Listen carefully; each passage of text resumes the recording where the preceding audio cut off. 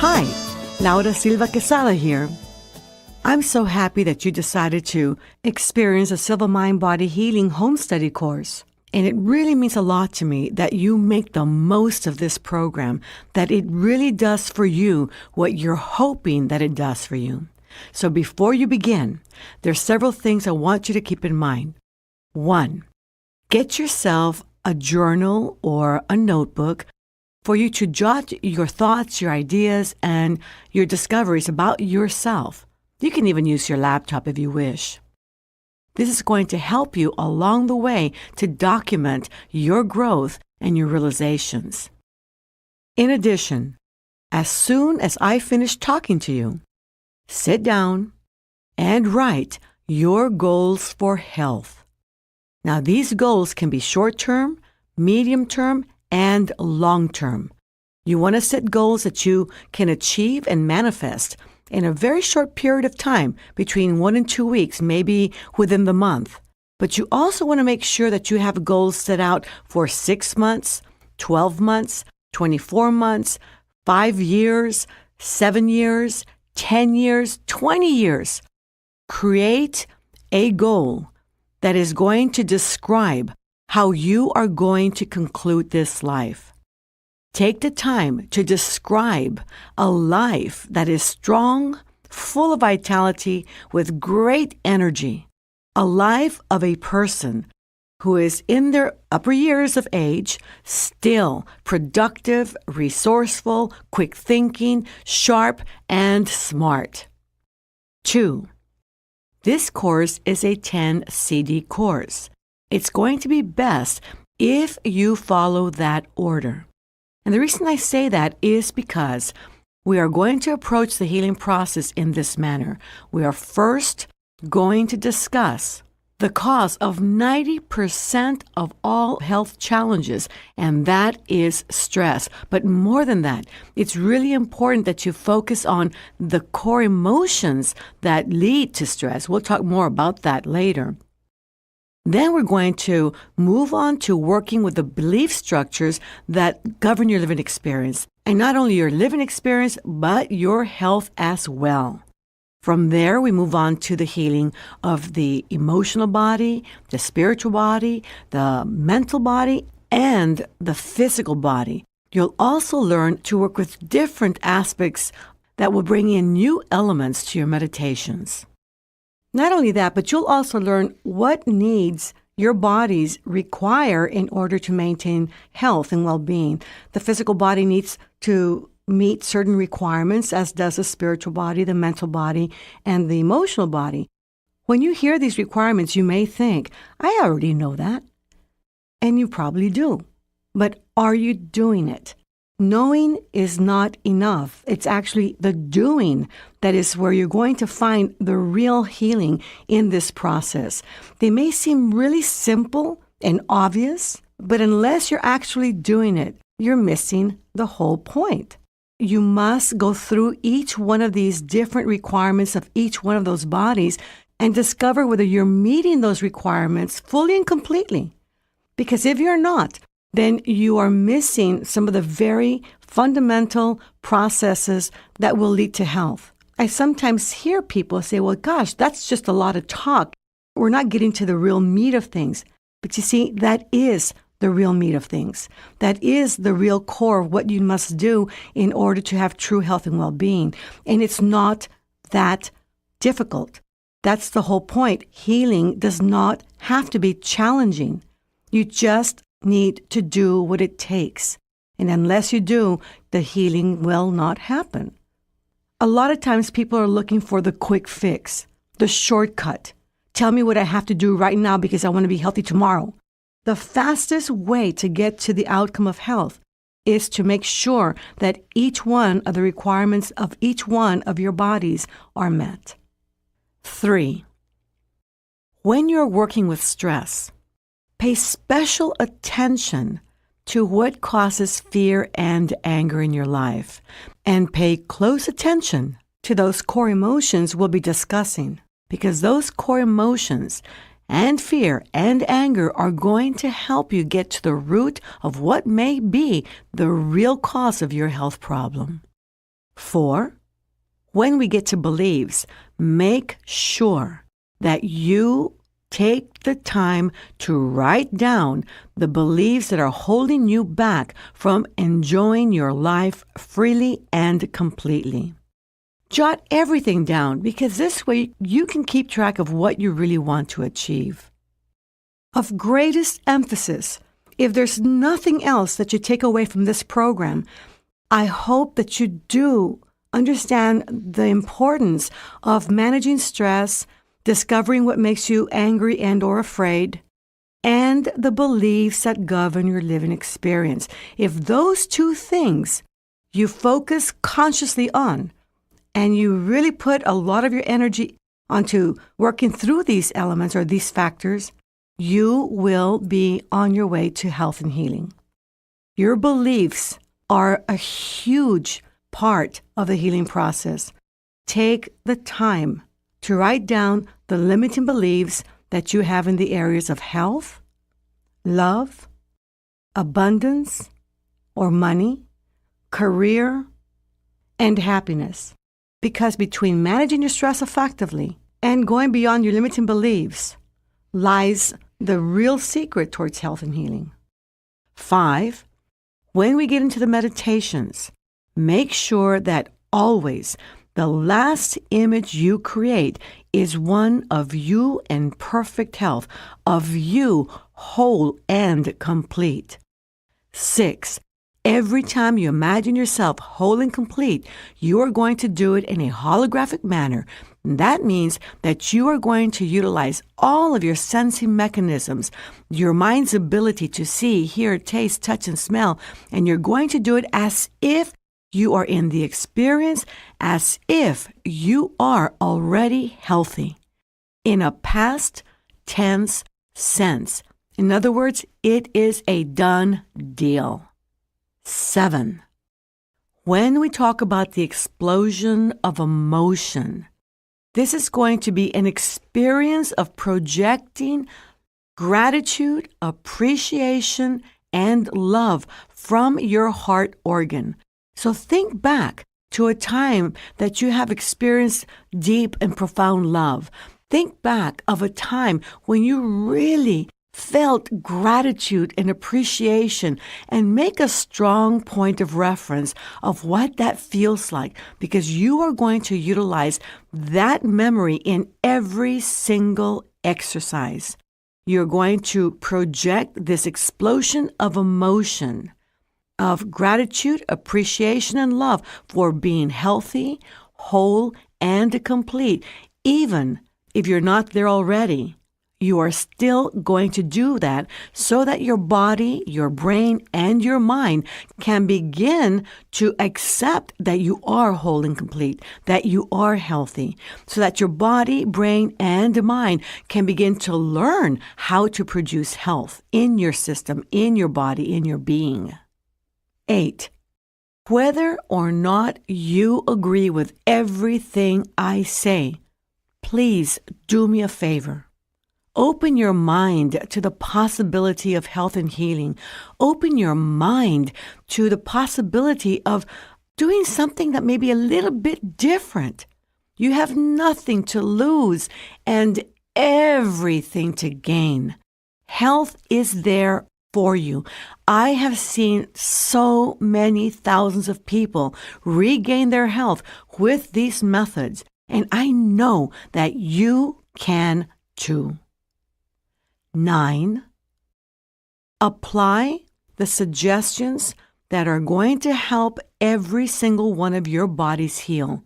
The emotional, spiritual, mental, and the physical. Do what it takes, because if you don't, you cannot honestly say that you have given it your best to regain health and be whole and complete. And 10, let's make an agreement right now that you and I will live a life of health. And when we move on from this planet, it is going to be because our mission is fulfilled. We have served our purpose We have fulfilled the reason why we came into this planet, and it is our choice to leave it. And let's agree to leave this planet in fine and perfect health, simply by taking a deep breath and entering deep and healthy, restful sleep. I challenge you to that.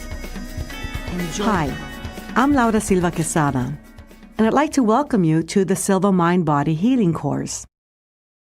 Before we begin, I really want us to come together and start thinking about what are some of the outcomes that we want to achieve.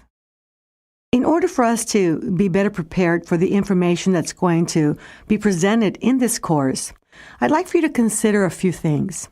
Bring to mind what are the very goals you hope to achieve by listening to this course. Because something made you buy it, what are the very things that you wish to accomplish by the end of this program? By the time you finish the last CD of this course, what do you want to look like? What do you want to feel inside and out? How is your thought process going to be different and better?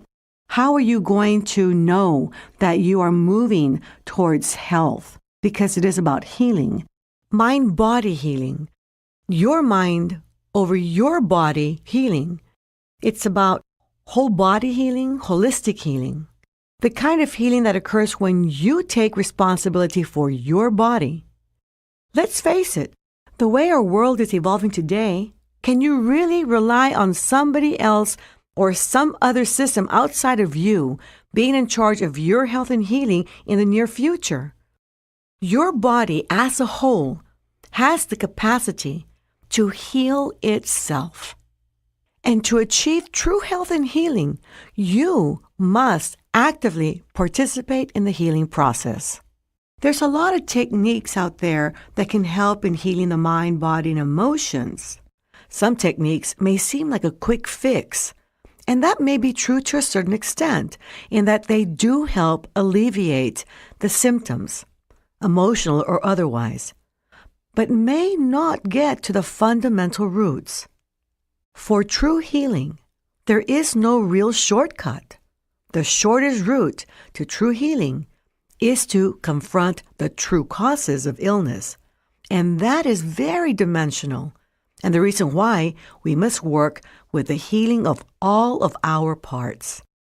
The emotional, the spiritual, the mental, and then it can all be made manifest in the physical. It's important for you to have a clear understanding in your mind, in your being, as to what all you do want to achieve. Now, I know that some of us have different health needs, and some of us know a lot more information about health and healing, others maybe not as much. Here, you're going to learn information that can truly change your life for the better and can truly lead to a healthier you. A holistically healthier you, where you feel, believe, think, behave, and you live and talk with health just pouring out of you. The tools, the information, the concepts, the techniques, the discussions will be presented in a way that I hope will definitely make a difference in your life for the better. Think of what you want to achieve as an outcome, as to where health is concerned. Because you must have a clearly defined outcome in your mind. We're talking about health not only as far as health of the body. The body is the expression of everything else that's going on inside of you. Everything else that's going on inside your mind, inside your spirit. All of that is invisible and intangible within you expresses itself in your body. And simply because it's so obvious as to where you stand internally by what you express or represent externally. This is going to be a journey of self-discovery for many of you.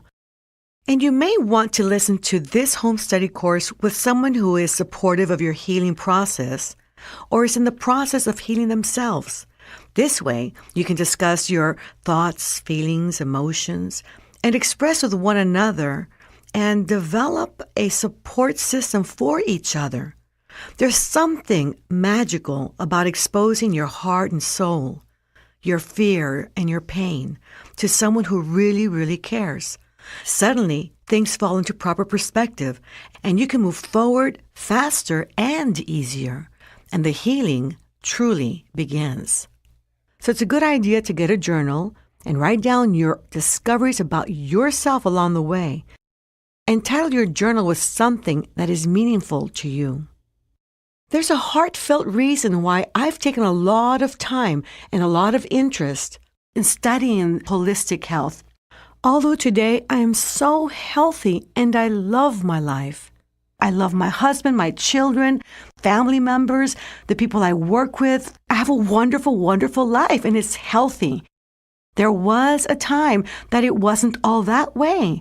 There was a time when my body was broken, my spirit was broken, my heart was broken, my way of thinking was not resourceful or productive. I felt a disconnect with God. It was just a time that was a very gloomy time in my life. Those things that happen in our past tend to result in certain outcomes, certain belief structures that govern our living experience. And it was really a great concern to me at one point in my life, many, many years ago, that if I didn't do something now to change it, I was not going to have a life, much less a healthy life. I was to have no life, because the direction that I had taken at that time was getting worse and worse and worse. The energy was evolving in a very negative way, and it had to stop. So I very clearly remember the moment when I made a decision that I was going to turn my life around. I was going to turn my health around. And it wasn't just about the body. It was about my spirit. It was about my mind. It was about my emotions. It was about my belief structures that were governing my living experience. And when I stopped to think and work with that, I literally felt like, where do I begin? Where do I begin? I'm such a broken mess. And I thought, well, just take the first step, because until you do, you won't know what the next step is going to be. And I want to say how happy I am for you that you have taken this step, because this is the first step that is going to open the door towards your healing process. And we're going to do this together. I want you to listen to my voice. I want you to know how passionate I am about wanting to give you this information, because I know that it saved my life. I know that if it wasn't for this, I wouldn't be here today being able to share this information with you. I know that if I can just reach your heart, reach your soul, reach you deep inside, this information, when you apply it, will make your life, your health better. This is the only body you have. This body is going to carry you through the rest of your life. Now, how do you want to be at this very moment? You can decide. You can decide to have a life of health, of strength, vitality, of joy, a life of love, a life where you're true to yourself and you carry yourself with vigor, or you can choose to do nothing, depending on somebody else to take care of your health, and continue to evolve your life with old beliefs that are going to say, oh, people, when they get older, they begin to hurt. They begin to get diseased. They get tired, can't stand up straight. Their bones get weak. What do you choose? Because you can truly turn it around. You can truly choose to live with a quality of life that is going to be healthy in every respect of the word healthy. Get yourself in a mental state that is going to allow this information to go deep within you, that you will be able to utilize it, that you'll consider applying the tools, techniques, and the concepts, and that you will be able to make changes for the better. By this time, you realize that we're not just going to focus on just the health of the body, because that's not enough. It's not enough to just say, okay, I want to fix my body up, because the body will not get healthier if the rest of you is not healthy as well. The whole body is referred to as having three components: the spirit, the mind, and the physical body itself. But what is not usually addressed is probably the most important component of health, and that is your emotions. Most people don't like to deal with their emotions because it's either too revealing or can be very challenging or difficult, even painful. And some of you at this point in time would probably think, okay, this is where I step out because I don't want to go there. Well, guess what? If you don't go there, you're not going to get healthy. I want to be really upfront with you right now. We're going to be working with the emotional you early on in the program, along with belief structures.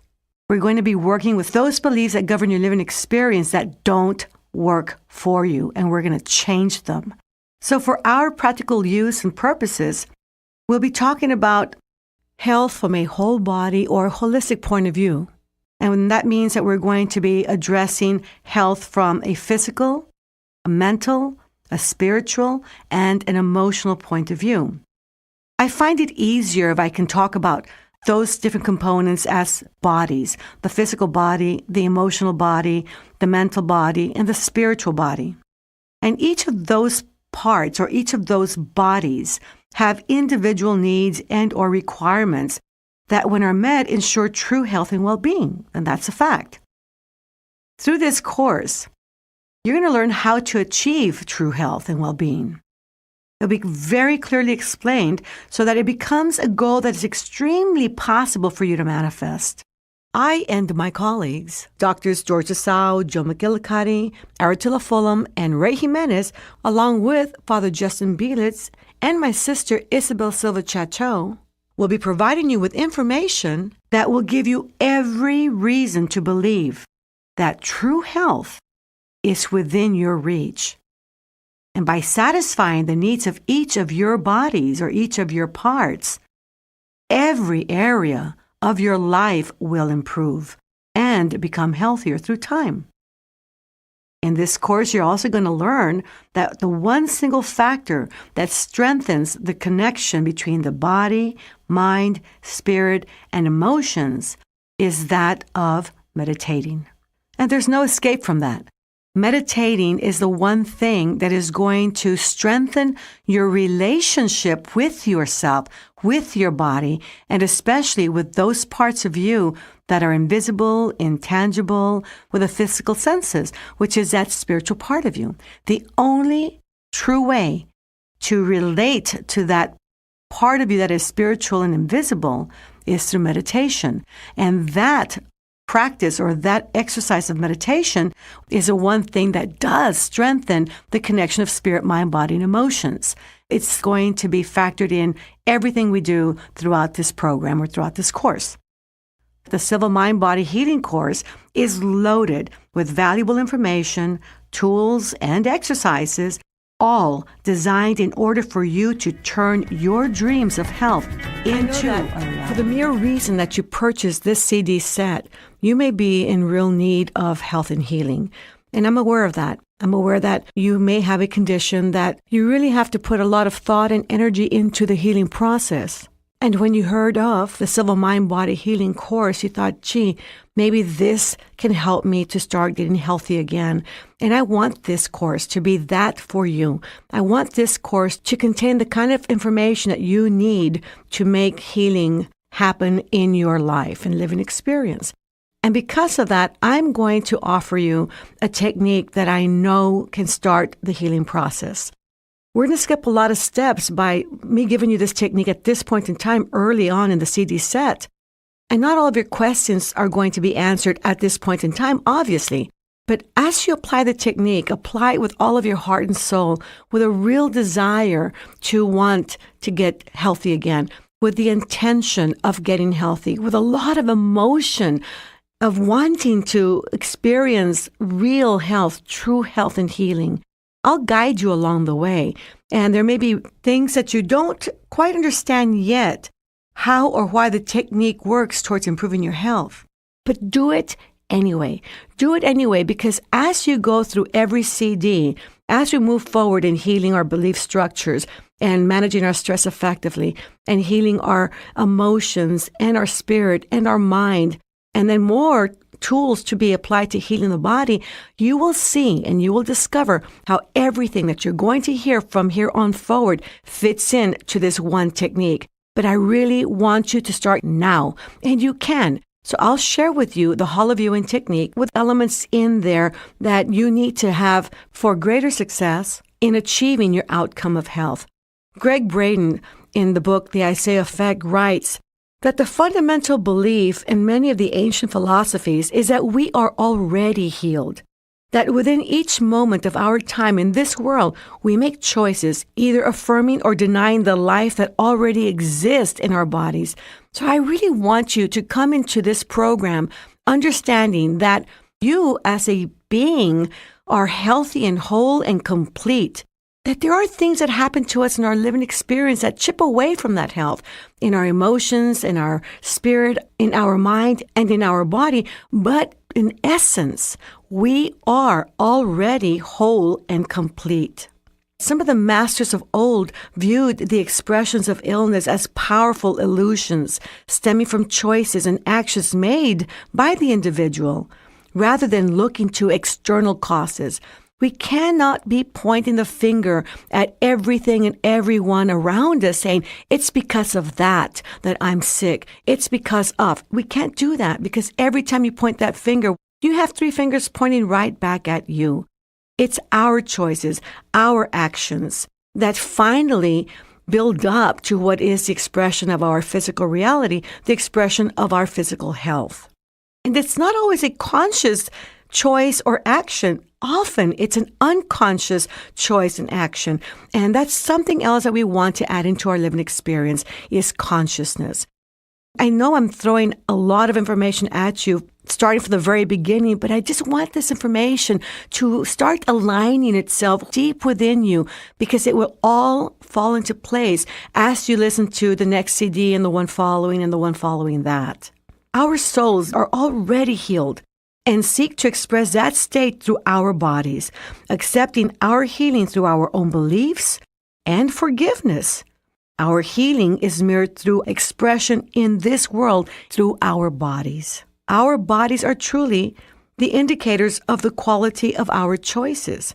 And often, if you think about it, many times the choices that we make and the actions that we take, we sometimes look back and say, why did I do that? Why did I make that choice? And we suffer sometimes either guilt and or the pain of making wrong choices and decisions, of having hurt ourselves or others. And all these things, all these emotional factors begin to chip away from our health because it affects our immune system. It affects the way we feel about ourselves inside. It affects the way our spirit is connected to God. It affects the way we think about ourselves, and our thoughts have power over our bodies. It affects everything we do. And it's a really great time to start thinking of the connection that we have between spirit, mind, body, emotions, and intuition, because intuition helps guide us in making wise choices and decisions. Every single part of us is interrelated. And what we are aspiring to is a harmony of health. And you will see in the Hall of Viewing technique how everything plays a role in the outcome that we desire to manifest. That's what it takes. It takes a lot of desire. It takes a lot of belief in yourself, in your ability that you can make it happen, in your belief that others have healed from the very condition that you may be experiencing right now. Millions have survived. Millions have healed. Millions are experiencing their bodies as whole and complete, as healthy in every way. And you need to remember that. You need to expect these outcomes to manifest. And not only do you need to desire, believe, and expect these things to happen, and we'll talk all about this later, I promise you that, but you also need to go at it with a deep-rooted intention of making it happen, and with the emotions that are going to move energy into manifestation as you desire it to be. All I ask of you at this point in time is to keep an open mind, because you have nothing to lose and everything to gain. Keep an open mind to the exercise that we're going to go through, and I'll explain it before we do it. Keep an open mind to the information that you're going to hear, because it can truly make a difference in your life. This is what we're going to do in the hollow viewing technique. You're going to go into a meditative state, and we're going to use what is called the 3-2-1 method. This will allow you to slow down brain frequencies into the alpha frequency of brain function. Now, that's very easy to accomplish, sometimes by just simply closing your eyes and taking a deep breath and relaxing your body. You are already emitting alpha frequencies. And to function at alpha is something your body, brain, and mind does every day of your life, every night as you go to sleep. In fact, you go in and out of all the frequencies of brain, from beta to alpha to theta to delta, and back up again and back down again every night. So this is a normal function and a very easy frequency to achieve. So we're going to use the 3-2-1 method always. From now on, when we say 3, as you go into a meditation, you're going to relax your body. I'm going to ask you to take a deep breath, and as you exhale, to mentally repeat and visualize the number 3 times. And I will briefly guide you into a state of physical relaxation by saying to you, concentrate your sense of awareness on your scalp, the skin that covers your head. You will feel a fine vibration, a tingling sensation, a feeling of warmth caused by circulation. Now release and relax all ligament pressures and tensions from this part of your body and place it in a deep state of relaxation that will grow deeper and deeper as we continue. As I say that statement, you are then to focus your attention on your scalp, and then later the forehead and the eyes, face, and all the way down your body, down to your toes. And as you focus your awareness on the different parts of your body, you are to release and let go of stress and tension. You are to experience a tingling sensation, a vibration, not only caused by circulation, but by being alive itself, just the mere fact that you have the energy of life within you. You're to concentrate and experience that, and then relax that part of the body and all the way down to your toes. And along the way, I'm going to ask you to concentrate within the body. And should there be any area of your body that needs to heal, maybe it's a particular gland like the pancreas or the gallbladder. Maybe it's an organ, your heart, your lungs, or something along those lines. Maybe it's an entire system, your respiratory system, your reproductive system, your excretory system. Whatever it may be, then you focus your attention on either that gland, that organ, or that system, and imagine it returning to perfect health. Number 3, sometimes referred to as levels, will always be a trigger mechanism for you to relax physically. Then I'll ask you to take another deep breath, and as you exhale, you will mentally repeat and visualize the number 2 3 times. From now on, number 2 will always be for mental relaxation. All you need to do to relax mentally is to think of tranquil and passive scenes. You're going to experience this scene. It could be imaginary, it could be real, in a very real way, as if you are in the experience, incorporating all of your mental senses, your ability to see, hear, taste, touch, and smell with your mind. And you're going to experience it in a very holographic manner. The more real you make the mental experience, the better it is for you, especially as we move forward in our mental exercises and begin to incorporate elements of psychoneuroimmunology, which is how we use our minds in a special way to influence the nervous system and the immune system towards health and healing. And we do that mostly through the images that we create. So when you create an image or a scene or an experience, a mental experience, you want to put yourself into the experience as if you are really there, experiencing it in a very real manner, in a holographic manner. Then I'm going to ask you to take another deep breath, and as you exhale, you will mentally repeat and visualize the number 1 3 times. Number 1 is your starting point. At that moment, you are now at a place, an internal space, where you can get started. where you can now deepen more into the experience and then begin to incorporate imagery that's going to help attract what you want as far as health and healing is concerned. And I will guide you every step of the way. During the meditation, I will guide you to deepen further by counting from 10 to 1, or relaxing your eyelids and allowing that state of relaxation to flow slowly downward throughout your body. Or I may even ask you to project yourself to a real existing place that you go to relax physically, and allow you to remain there for a few moments, enjoying it in a holographic manner, with all of your sensing mechanisms as if you are already there. Now, this is important because this is what it takes for you to begin to experience yourself in a situation as whole and complete, as fully present, and this is going to play a vital role in your health and healing. Once we have deepened, then I'm going to ask you to visualize your health condition. You're going to visualize it in an area of your mind that is past your eyelids, out and away from you.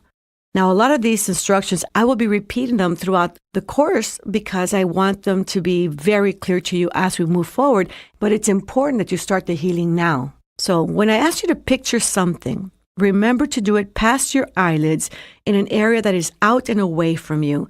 And that area is what we call your mental screen area. That's where you're going to project all of your scenes, all of your images. It's going to be past your eyelids and slightly above the horizontal level of sight, in a very comfortable position of your eyes, tilted slightly upwards.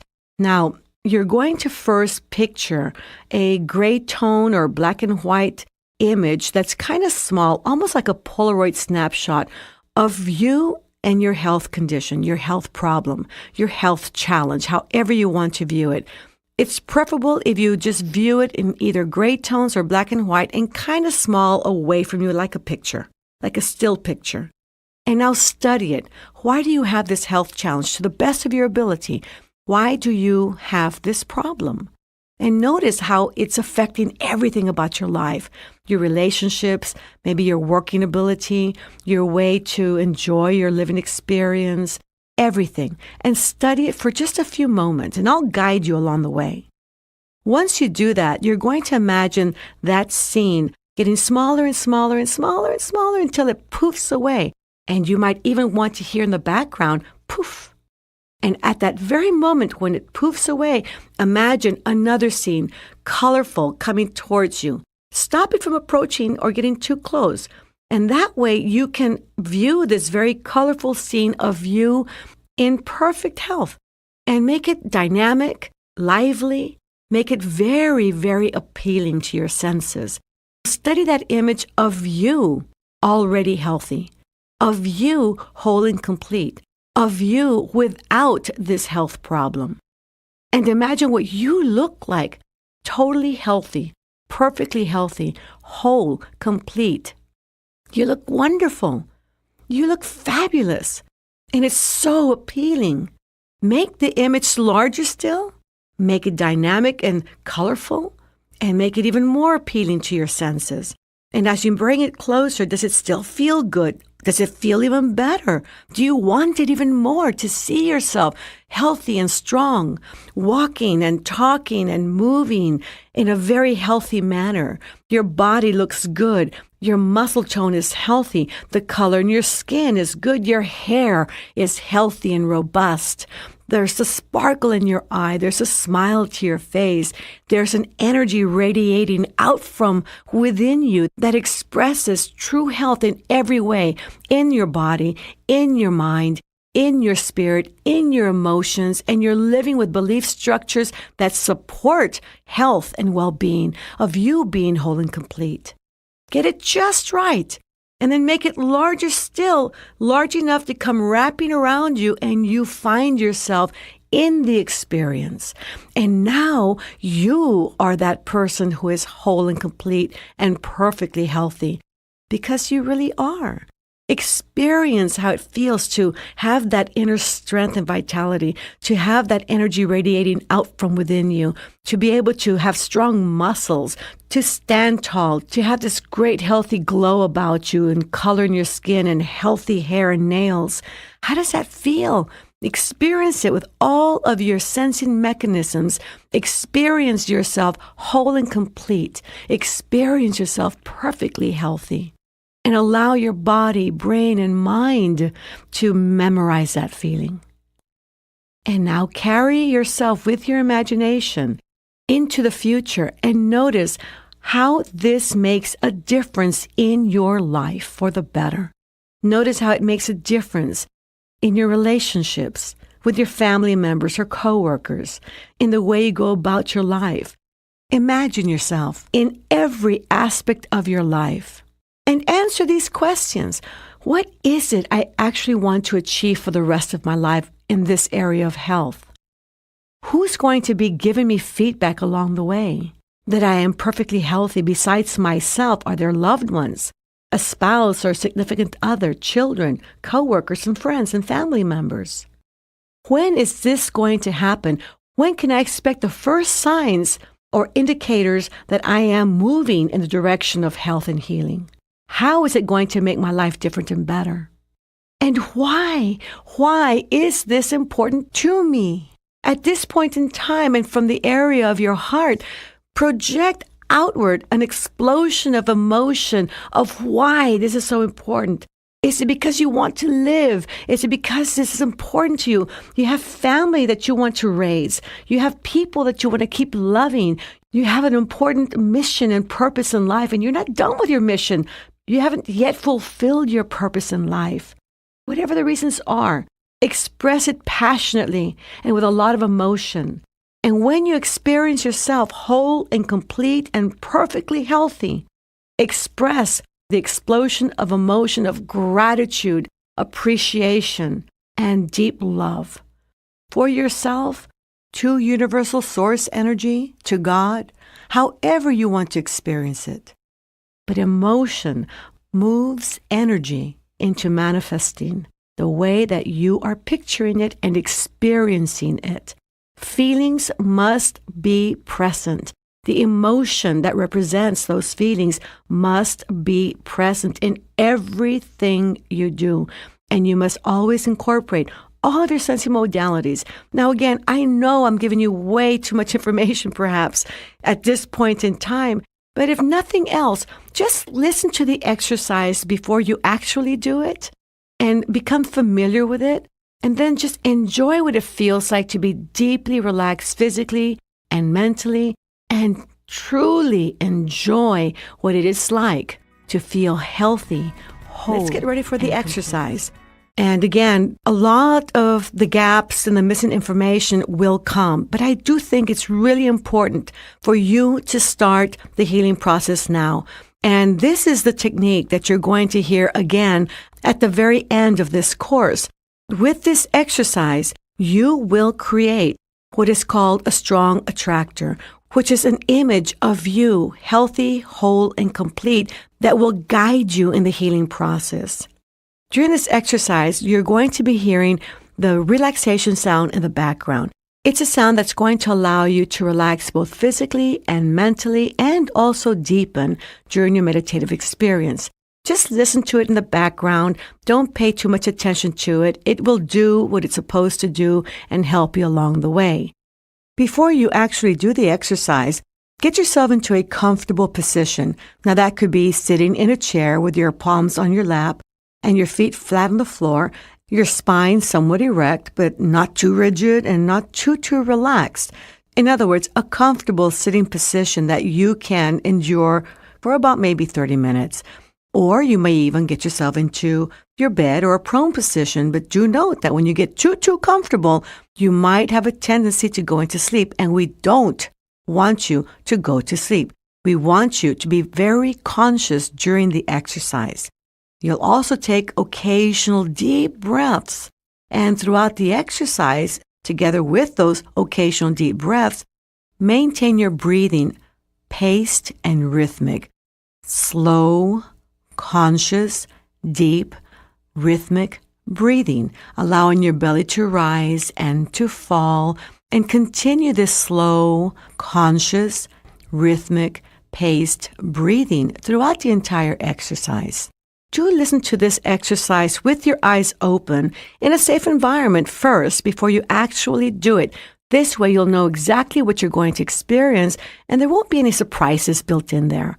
Now, some of the things that you may not quite understand yet will become very clear to you as you listen to the coming CDs. But I'm happy that you're getting started with the healing process now by doing this exercise. This exercise is to be done, as with all exercises, in a very safe environment and never while driving or operating any kind of heavy machinery. You must be in a safe environment where you can really focus all of your attention to what you're doing and the healing process. That's when you're going to get the greatest benefits. At the end of the exercise, you'll notice that we'll be creating that image of you of whole and complete, of being in perfect health. That strong attractor image will be incorporated in some of the exercises we'll be doing. So it's going to be part of how you're going to evolve your imagery as you go through the program and heal every single part of your being. Anytime from now on that you think of your health problem, only and always imagine the strong attractor that you will create in this exercise, and from now on, focus all of your energy on you being in perfect health, whole and complete. Let's begin.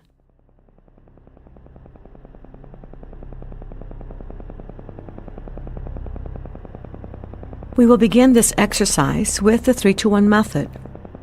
Find a comfortable position. Close your eyes. Take a deep breath. And while exhaling, mentally repeat and visualize the number 3 times.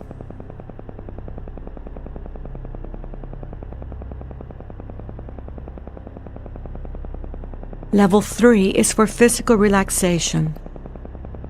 To learn to relax from head to toes in a matter of seconds. To help you learn to relax physically at level 3, I'm going to direct your attention to different parts of your body. Concentrate your sense of awareness on your scalp, the skin that covers your head. You will detect a fine vibration, a tingling sensation, a feeling of warmth caused by circulation.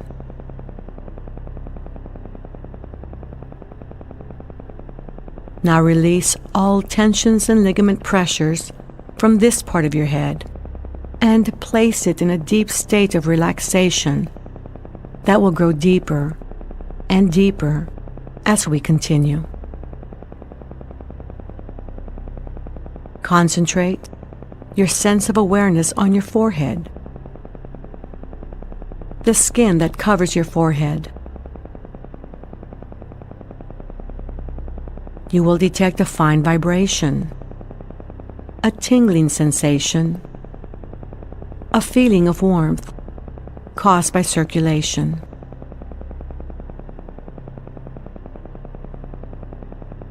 Now release and relax all tensions and ligament pressures from this part of your head and place it in a deep state of relaxation that will grow deeper and deeper as we continue.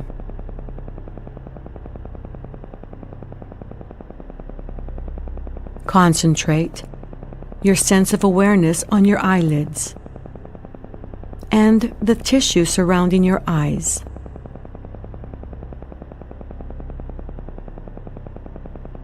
You will detect a fine vibration, a tingling sensation, a feeling of warmth caused by circulation.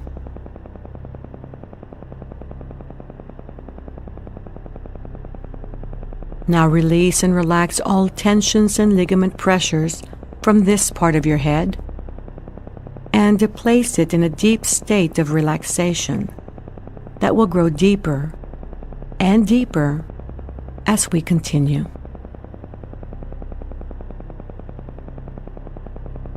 Concentrate your sense of awareness on your face. The skin covering your cheeks.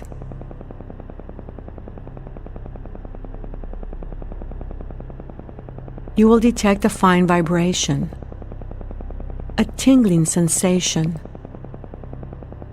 a feeling of warmth caused by circulation.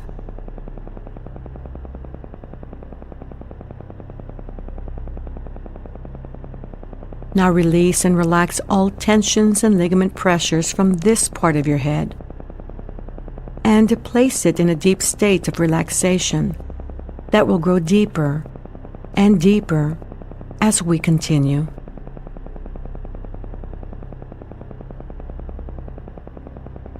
Concentrate on the outer portion of your throat. The skin covering your throat area. You will detect a fine vibration, a tingling sensation, a feeling of warmth caused by circulation.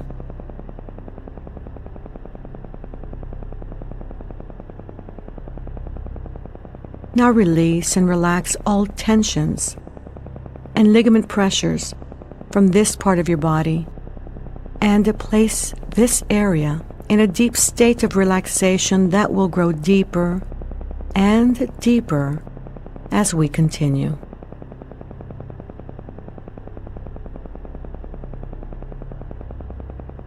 Concentrate within the throat area. Relax all tensions and ligament pressures from this part of your body and place it in a deep state of relaxation, going deeper and deeper every time. Concentrate your sense of awareness within your entire head and throat area. Imagine every cell, tissue, and organ in this part of your body functioning in a healthy, rhythmic manner. If there is anything that concerns you in this part of your body, imagine it functioning in perfect health.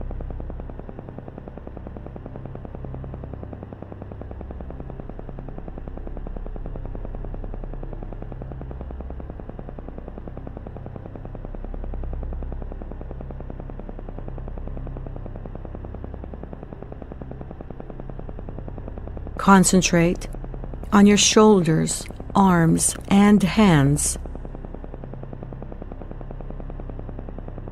Feel your clothing in contact with your body. Feel the skin and the vibration of your skin covering your shoulders, arms, and hands. Relax all tensions and ligament pressures and place your shoulders, arms, and hands in a deep state of relaxation, going deeper and deeper every time. Concentrate on your back. Relax all tensions and ligament pressures and produce a state of relaxation in this part of your body from your neck to the end of your spine.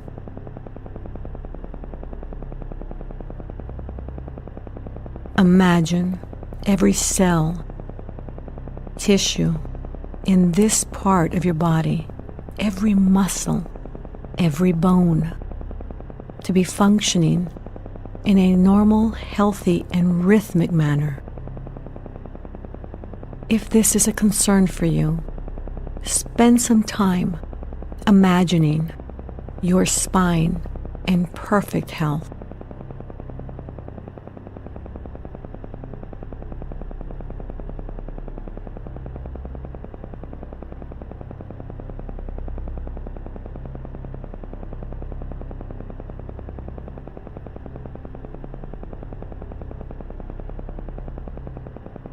Concentrate on your chest.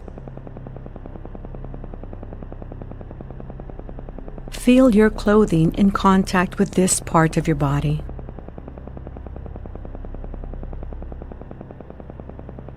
Feel the skin and the vibration of your skin covering your chest.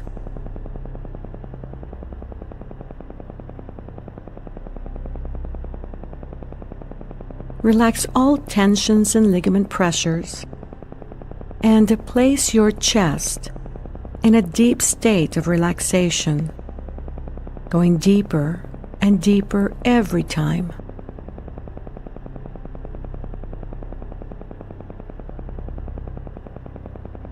Concentrate within the chest area. Relax all organs. Relax all glands. Relax all tissues, including the cells themselves, and cause them to function in a rhythmic, healthy manner.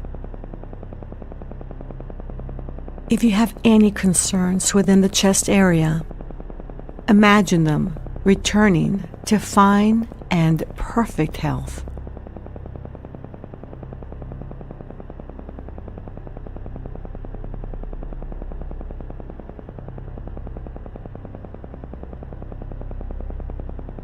Concentrate on your abdomen.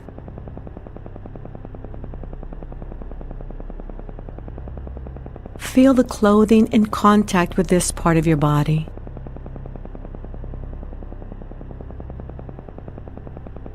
Feel the skin and the vibration of your skin covering your abdomen.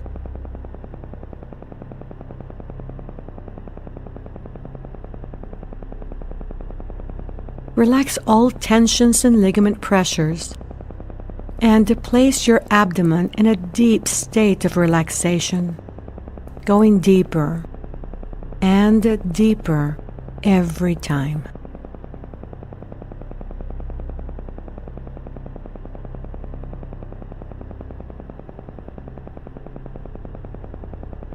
Concentrate within the abdominal area. Relax all organs. Relax all glands. Relax all tissues, including the cells themselves, and cause them to function in a rhythmic, healthy manner. If there's any concern within your abdomen, imagine it returning to perfect health and functioning in a healthy, rhythmic manner.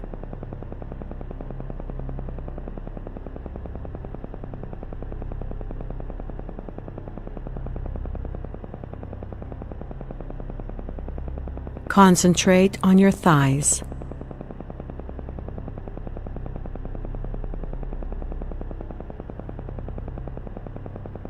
Feel your clothing in contact with this part of your body. Feel the skin and the vibration of your skin covering your thighs.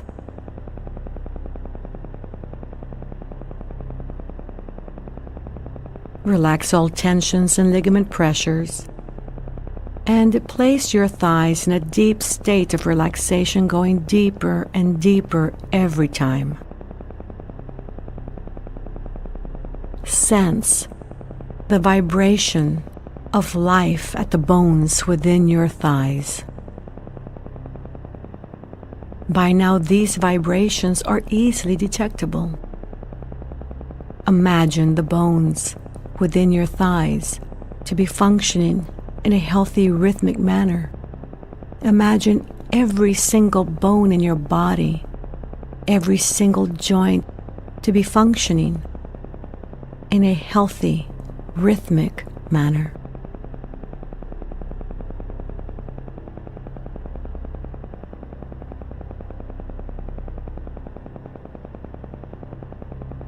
Concentrate on your knees. Feel the skin and the vibration of your skin covering your knees.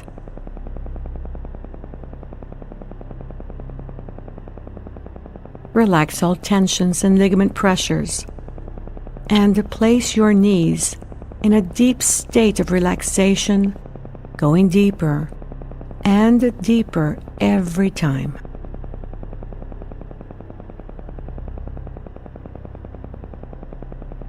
Concentrate on your calves. Feel the skin and the vibration of your skin covering your calves.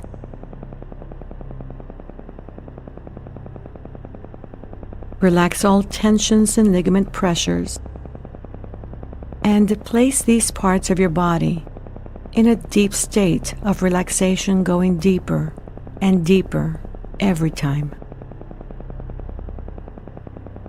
To enter a deeper, healthier level of mind, concentrate on your toes. Enter a deeper, healthier level of mind. To enter a deeper, healthier level of mind, concentrate on the heels of your feet. Enter a deeper, healthier level of mind.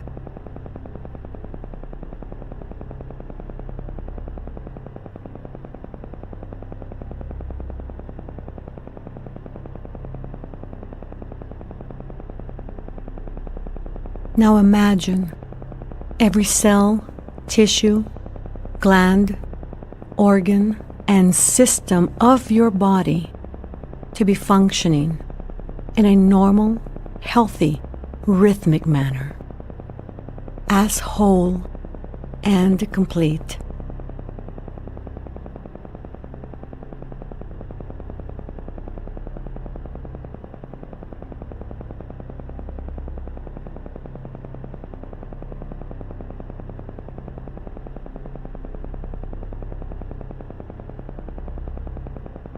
Take another deep breath, and while exhaling, mentally repeat and visualize number 2 3 times.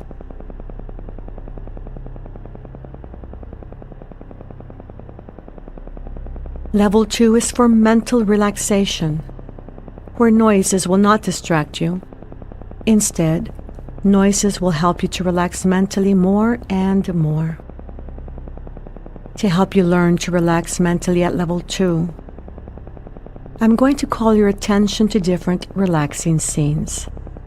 Experiencing any scene that makes you feel tranquil and passive helps you to relax mentally.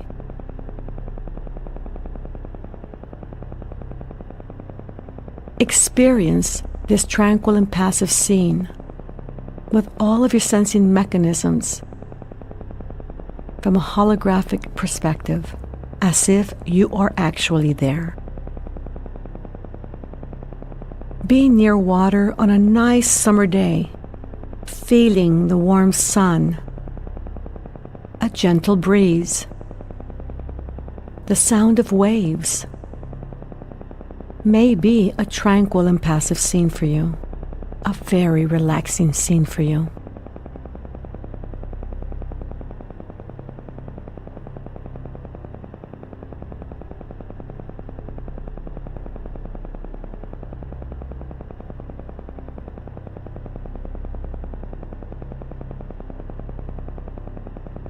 Swinging on a hammock may be a tranquil and relaxing scene for you.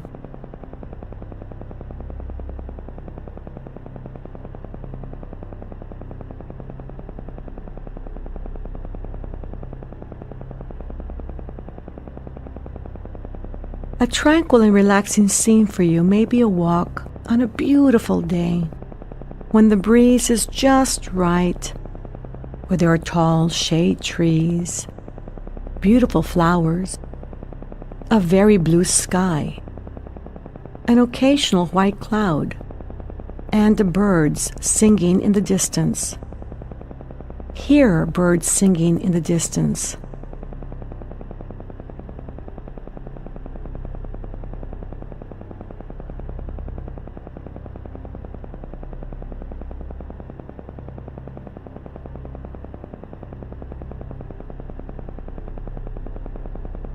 This is mental relaxation level 2, where noises will not distract you.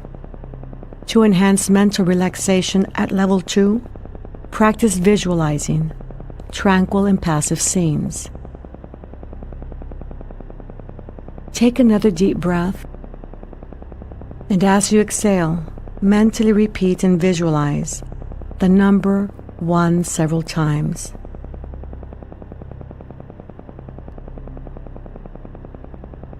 You are now at your alpha level, a deeper, healthier level of mind where you can function from your center. To help you enter a deeper, healthier level of mind, I'm going to count from 10 to 1. On each descending number, you will feel yourself going deeper, and you will enter a deeper, healthier level of mind. As I count from 10 to 1, you may imagine yourself as if in an elevator, descending from the 10th floor to the 1st floor. 10, 9, feel going deeper. 8, 7, 6, deeper and deeper. 5, 4, 3, deeper and deeper. 2, 1. You are now at a deeper, healthier level of mind, deeper than before. You may enter a deeper, healthier level of mind by simply relaxing your eyelids. Relax your eyelids. A smile always helps to relax the muscles of the eyelids and face. Feel how relaxed they are.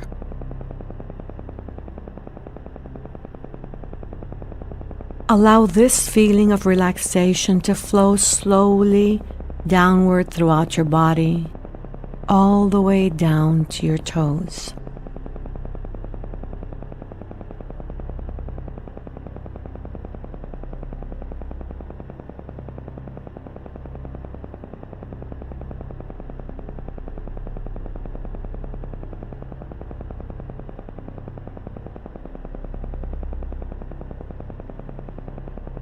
It's a wonderful feeling to be deeply relaxed, a very healthy state of being.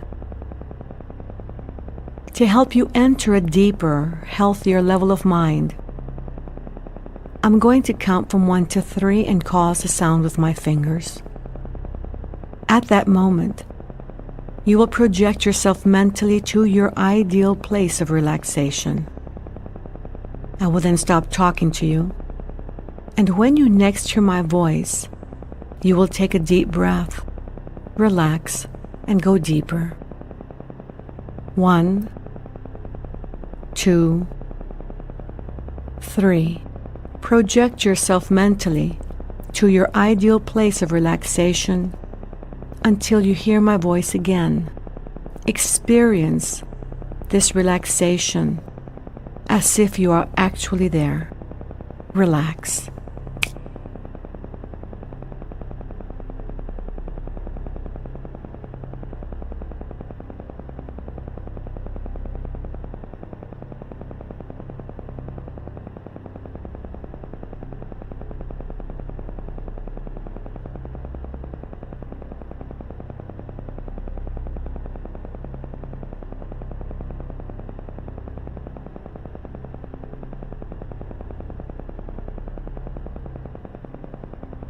Relax.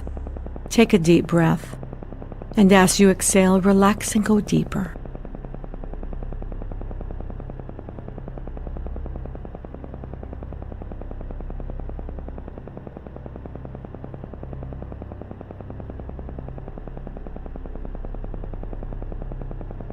The following beneficial statements you may repeat occasionally while at these levels of the mind. Repeat mentally after me. Every day In every way, I am getting better, better, and better.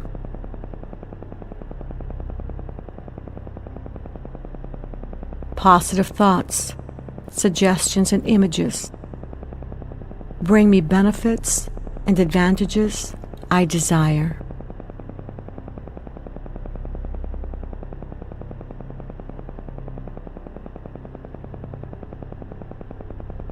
I will always maintain a perfectly healthy body, mind, and immune system.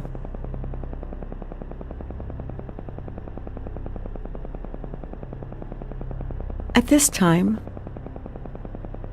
bring to mind your health condition and imagine it on your mental viewing area that is past your eyelids, out and away from your body, slightly above the horizontal plane of sight, projected onto the mental screen area.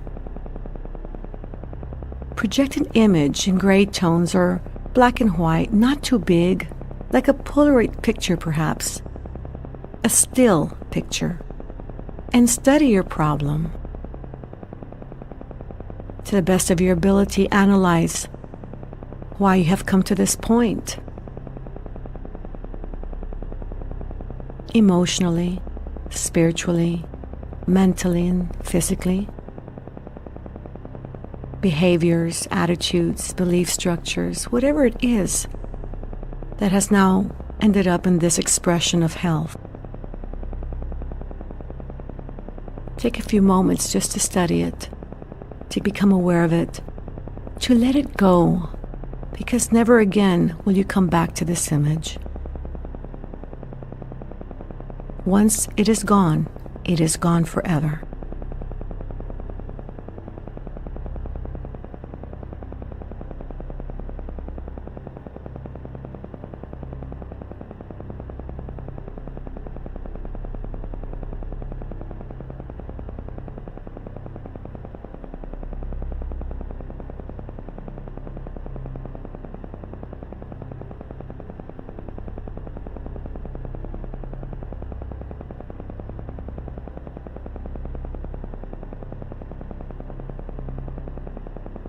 Now imagine the image getting smaller and smaller, going farther and farther away, until it poofs out of sight. And at the same time, imagine an image colorful and dynamic of you with perfect health appearing. Not too big and not too close. Keep it somewhat at a distance so that you can study it. And you can imagine yourself so strong and healthy, vibrant, energetic, happy, whole, and complete. You look wonderful. Bring the image closer to you. Make it bigger, colorful, and dynamic. And observe yourself in perfect health. How wonderful you look. The smile on your face, the color of your skin, the sparkle in your eye. Look at your posture, your strength, the energy that radiates from deep within you of health in every respect, in your emotions, in your spirit, in your mind, holding healthy beliefs that attract what you desire into your living experience. And it shows in your body. Perfect image of health. Make the image bigger still. Take a deep breath, and as you exhale, allow it to come wrapping around you and find yourself in the image itself as whole and complete. How does it feel? How does it feel to be so strong and healthy, so energetic? What are people telling you?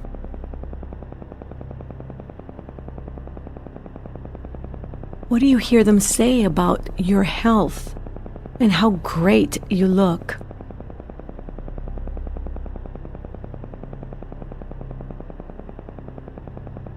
Imagine looking at yourself in a mirror. How healthy your skin and your hair look. And you can't help but smile because you feel so whole and complete, so healthy, so vibrant.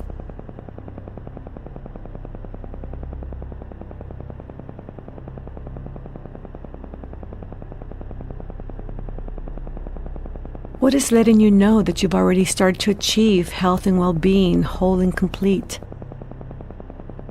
What indicators are there in your environment? Is it a health caretaker telling you something? Your family members? A report you got back?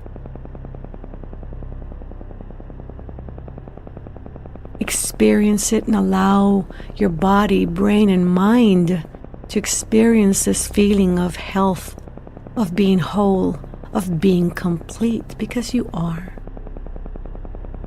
And memorize this feeling.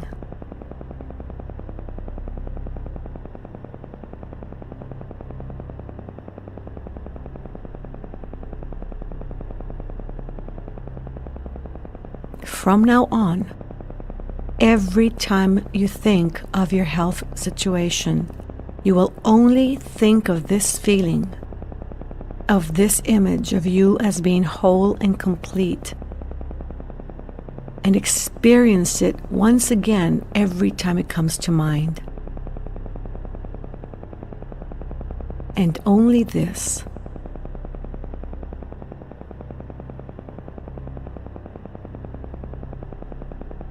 In following exercises, we will reinforce this experience of health and well-being.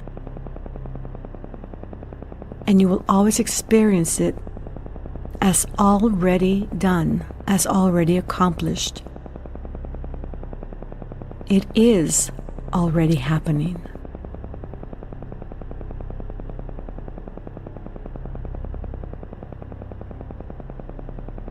Take a deep breath, relax, and go deeper, and remember this feeling.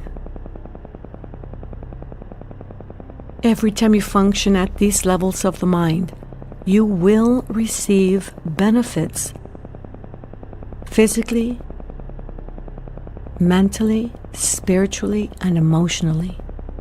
You may use these levels of the mind to help yourself, to help your loved ones, and to help any human being who needs help, physically, mentally, spiritually, and emotionally. You will always use these levels of the mind in a constructive, creative manner for all that is good, honest, pure, clean, and positive. And this is so. In a moment, I'm going to count from 1 to 5 and cause a sound with my fingers. At that moment, you will open your eyes. You will be wide awake, feeling fine and in perfect health, feeling better than before. 1, 2, coming out slowly now. 3, at the count of 5, you will open your eyes, be wide awake, feeling fine and in perfect health, feeling better than before. Feeling the way you feel when you have slept the right amount of revitalizing, refreshing, relaxing, healthy sleep. 4, 5, eyes open, wide awake, feeling fine, and in perfect health. The best place to start the healing process is in understanding the role stress plays in the area of health. Because science claims that stress is responsible for about 90% of all health problems, then it's important to discover what triggers your stress and how to manage it effectively. The destructive effects of stress on one's health have been well documented for many years. Many of the health-threatening conditions can be fatal. We all experience stress to some degree or another. It's unavoidable. To make matters worse, stress is often accompanied by intense emotions, hostility, anxiety, and depression. There are life events that seem to cause stress to all people across the board. Things like illness, death, divorce, a big move, loss of a job, or some kind of profound life change rate really high on the list of stressful events. How we react to stress is often more damaging than the stress itself. Although we may not be able to control everything that happens around us, we certainly can control how we respond to it. Our willingness to change our response to stress is often our biggest challenge in managing stress effectively. We unconsciously react to stress in such a manner that resembles a habit, and habits, as many of us know, are often really difficult to break. But keep in mind that your reaction to stress is not a fingerprint that you're stuck with for the rest of your life. It is a learned response that you can modify or eliminate. For you to get back to true health and experience coming from whole and complete and maintain it, you must understand what stress is and then learn to manage it effectively. Stress is a physical, chemical, or emotional factor that causes wear and tear on the body as a whole. It creates imbalance in every bodily system. There are several ways of viewing stress. Short-term stress is referred to as acute. Acute stress occurs when our lives are being threatened or we perceive danger. It is a kind of stress we experience when we're being chased by a dog while jogging. It immediately triggers a fight or flight response, and it's not likely to be life-threatening. Long-term stress is referred to as chronic, and often that leads to serious health challenges. Some of the first symptoms of chronic stress are headaches, insomnia, and digestive problems. If you're suffering from any of these problems, you're lucky, because that's just your body telling you that you are under too much stress and the conditions have not gotten that serious yet. These conditions are your body's way of telling you that you need to slow down and make some changes. If constant stress continues or gets worse, the symptoms also get worse. Conditions like high blood pressure, arthritis, glaucoma, and hypoglycemia may result. Persistent stress can potentially lead to a breakdown in the immune system, and diseases like leukemia, cancer, and multiple sclerosis have the right conditions to develop. If you're suffering from the more simple type of conditions like headaches, insomnias, and digestive problems, then you need to take some time off and just meditate at least 15 minutes a day. If you have more serious conditions like high blood pressure, arthritis, glaucoma, and hypoglycemia, then I recommend that you meditate twice a day for at least 15 minutes every time. And if you have really serious conditions like immune problems or leukemia, cancer, illnesses of those types, then I recommend that you meditate 3 times a day for 15 minutes every time. Dr. Hans Selye researched stress back in the 30s and separated stress into 2 categories, distress and eustress. The bad kind of stress is called distress, and the good kind of stress is called eustress. Distress is probably the more detrimental of the 2 types of stress. It can paralyze us from taking action. It keeps us from enjoying life fully and completely. It can even kill us. Distress usually occurs when you or someone close to you is ill, has lost their job, has lost a loved one, or can't pay the bills. When the mental or physiological response to chronic stress is less than resourceful, the outcome is damaging to overall well-being. On the other hand, eustress is perceived as good stress that helps us to perform, and the kind of stress we experience when we're going through happy events like a graduation, a wedding, a birth of a child, a competitive event, or a vacation. When stress is managed effectively, you can experience many positive effects. There are many reasons why people experience stress. Stress results from a physical or mental stimulus that is perceived as a disruptive change. Any sudden change in a typical day's schedule might be perceived as creating disorder, and that has a potential of generating stress. It could be something as simple as not being able to find your car keys or leaving home 2 minutes late.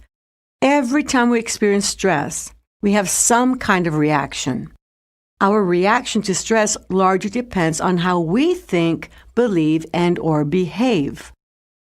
The reaction is fully under our control. Whereas we tend to react with excitement and joy to use stress, the opposite is true when it comes to distress.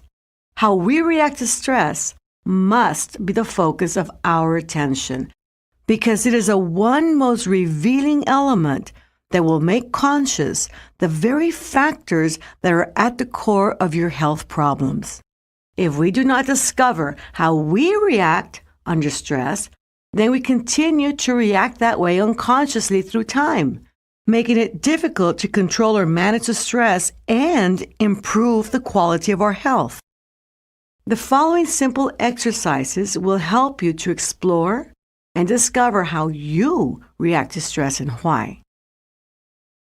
Bring to mind the most recent memory where you experienced stress.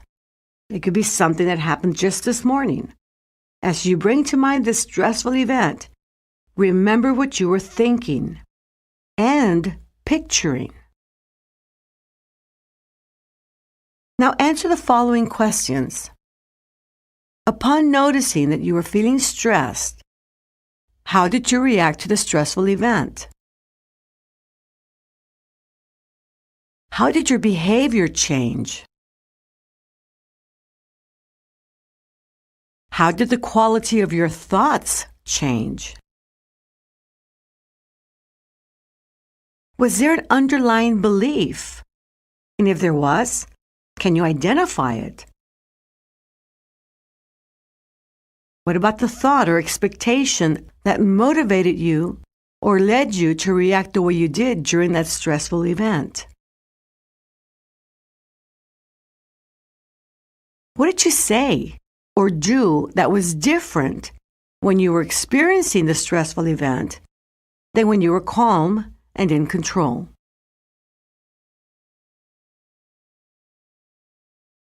And what kind of physical changes did you notice in your body?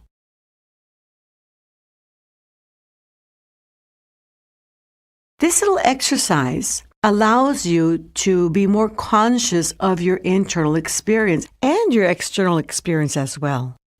And we need to add consciousness into our everyday living experience in order to be able to expose and break some of the deep patterns and make changes in our lifestyle, in our health. Now let's do another little exercise. This time, imagine that you're having the following experience. You're driving down the highway during the morning rush hour on your way to work. You notice someone behind you driving at a very high speed and getting closer and closer by the second. As the driver passes you up and cuts in front of you, you nearly swerve off the road. You get control of your car, and luckily nobody gets hurt. Now, what are you thinking and picturing as the driver is getting closer and closer before passing you up? Were you picturing an accident in the making?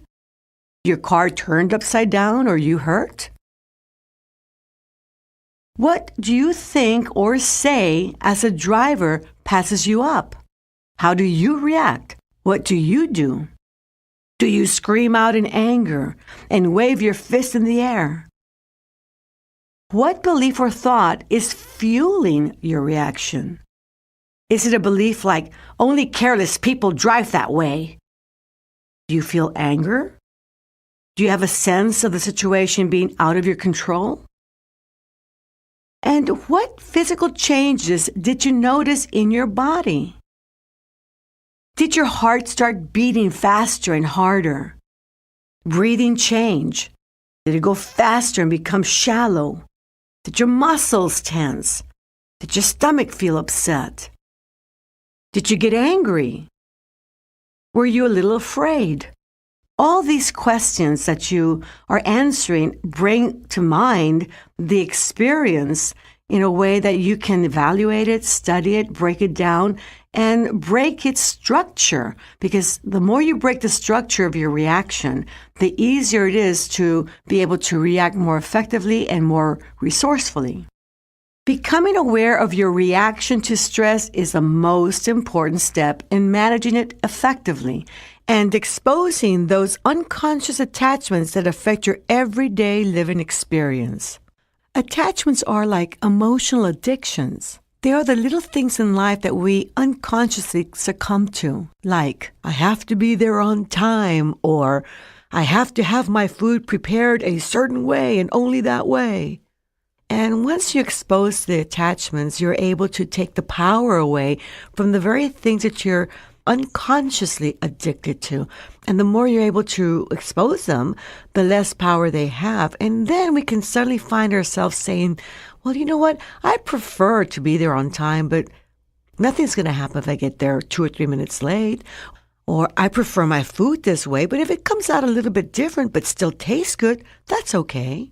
So we suddenly shift attachments at things that we have to have a certain way into things that we prefer. And we alleviate ourselves from that extreme pressure of the addictions that we live with every day in our lives. Your thoughts, beliefs, and behaviors have plenty to do with how you react. And your reaction causes your body to go through many changes. The changes your body goes through when experiencing stress is a sign that the stress response, also known as the fight or flight response, has been triggered. The fight or flight response is a built-in survival mechanism. It is a response to perceived danger. Anytime we sense our life is in danger, the fight or flight response is triggered so we can run away from the danger or fight it in order to survive. The body is designed to automatically undergo changes that will assist the actual fighting or fleeing. The only thing is that we no longer have to fight or flee. Instead, now we get angry or become afraid. Instead of the fight part, we can get so angry that we feel like we want to punch somebody out, but we don't because we're civil. And the flee part has grown or evolved to being afraid of the situation. I'm so afraid, I think I'll just run away from this. Most of the changes the body goes through when the stress response has been triggered are very obvious. Yet there are a multitude of internal changes that occur as well, such as hormonal imbalances that can lead to high blood pressure and damage to the kidneys, hardening of the arteries, and in extreme cases, heart failure and a severely suppressed immune system. Blood flow can increase 300 to 400% in order to get the body, brain, and lungs ready for action. Functions that are not essential for immediate survival, like digestion, stop. And as this occurs repeatedly through time, day in and day out, this can be detrimental to the body. A large percentage of the population trigger the fight or flight response daily, over and over and over, for things that don't merit it. Accumulating stress that has little to do with physical survival and more to do with our emotional well-being. Through time, the buildup of stress is very real, but has no valid release. This buildup of stress becomes chronic, and damage to the body is inevitable. We can easily see then how constant activation of the stress response due to anger and fear can result in the many chronic diseases I've touched upon earlier. The fight or flight response was beneficial, even vital for our ancestors' survival. But this is not the case today. Look around you. We have survived as a race, as humanity. In these modern times, we rarely have a need to either fight or run away in order to survive. And so the response does not serve the same purpose today as it did in the long ago past. Even though the very response has evolved, the triggering of the fight or flight response through anger and or fear still creates the same symptoms in our body. You need to become aware of what makes you angry and or afraid in your everyday living experience. And how many times are you going to cause your heart to beat faster, your breathing to change, your digestion to stop, your inner processes to be put on hold, your muscles to tense, and hormones to be released into your system? This ongoing triggering of the fight or flight response is what leads to chronic tension type problems like high blood pressure, insomnia, arthritis, headaches, migraines, and digestive problems. The good news is that if a disease results from the inability to manage anger and fear effectively, then what is necessary to help restore balance is to have a greater awareness of what causes anger and fear. Then you must be willing to take responsibility to make the necessary changes so as to respond more appropriately. Lifestyle changes that involve a holistic approach and include meditation and relaxation are changes that lead to health. It is clear that we can safely say that the human race as a whole has survived. The response has accomplished what it was meant to do. And through time, that response has undergone its own evolution. Based on our modern-day reactions to stress, the fight or flight response no longer exists in its original form.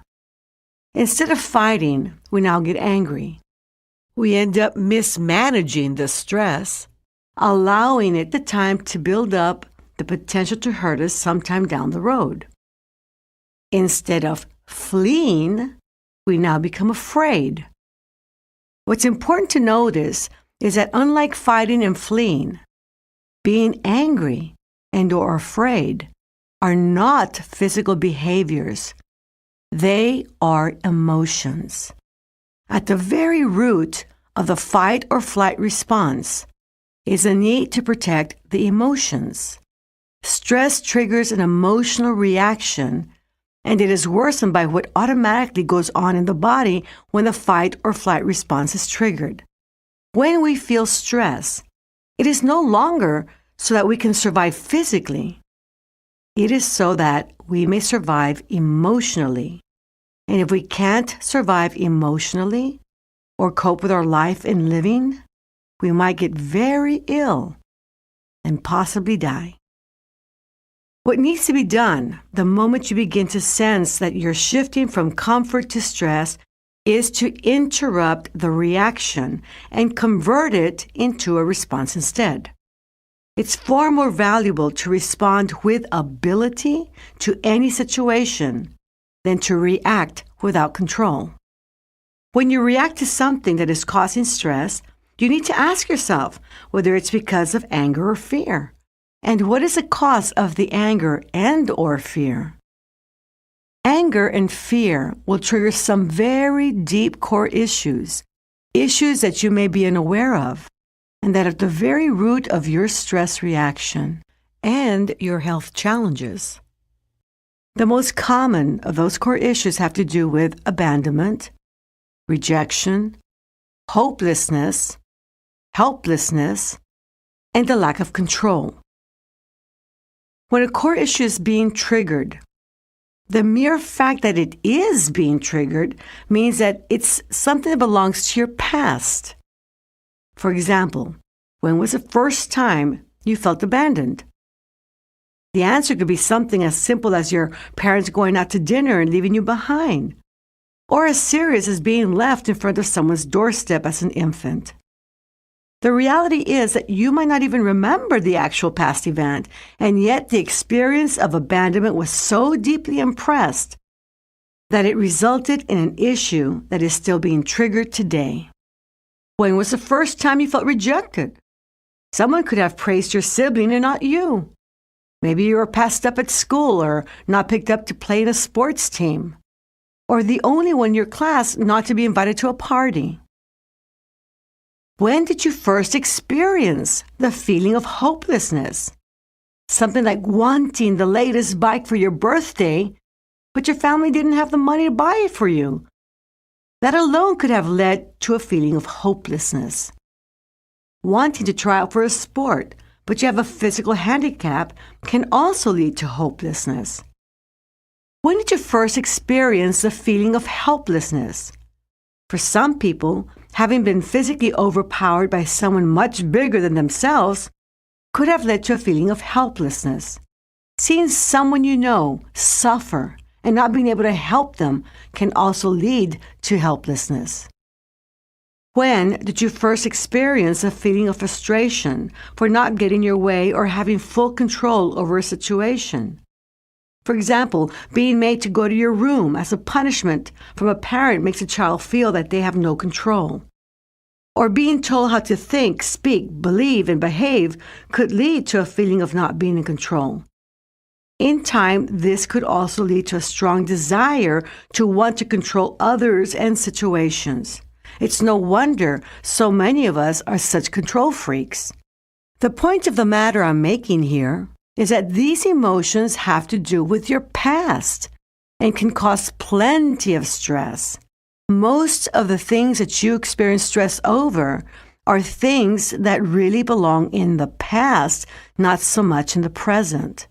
They were experienced when you were very young, probably before the age of 7, when your brain was producing a predominance of theta frequencies and the mode of thinking was inductive. In other words, you were soaking everything in and you did not have the necessary resources or the language, skill level, or capabilities to handle or understand those experiences.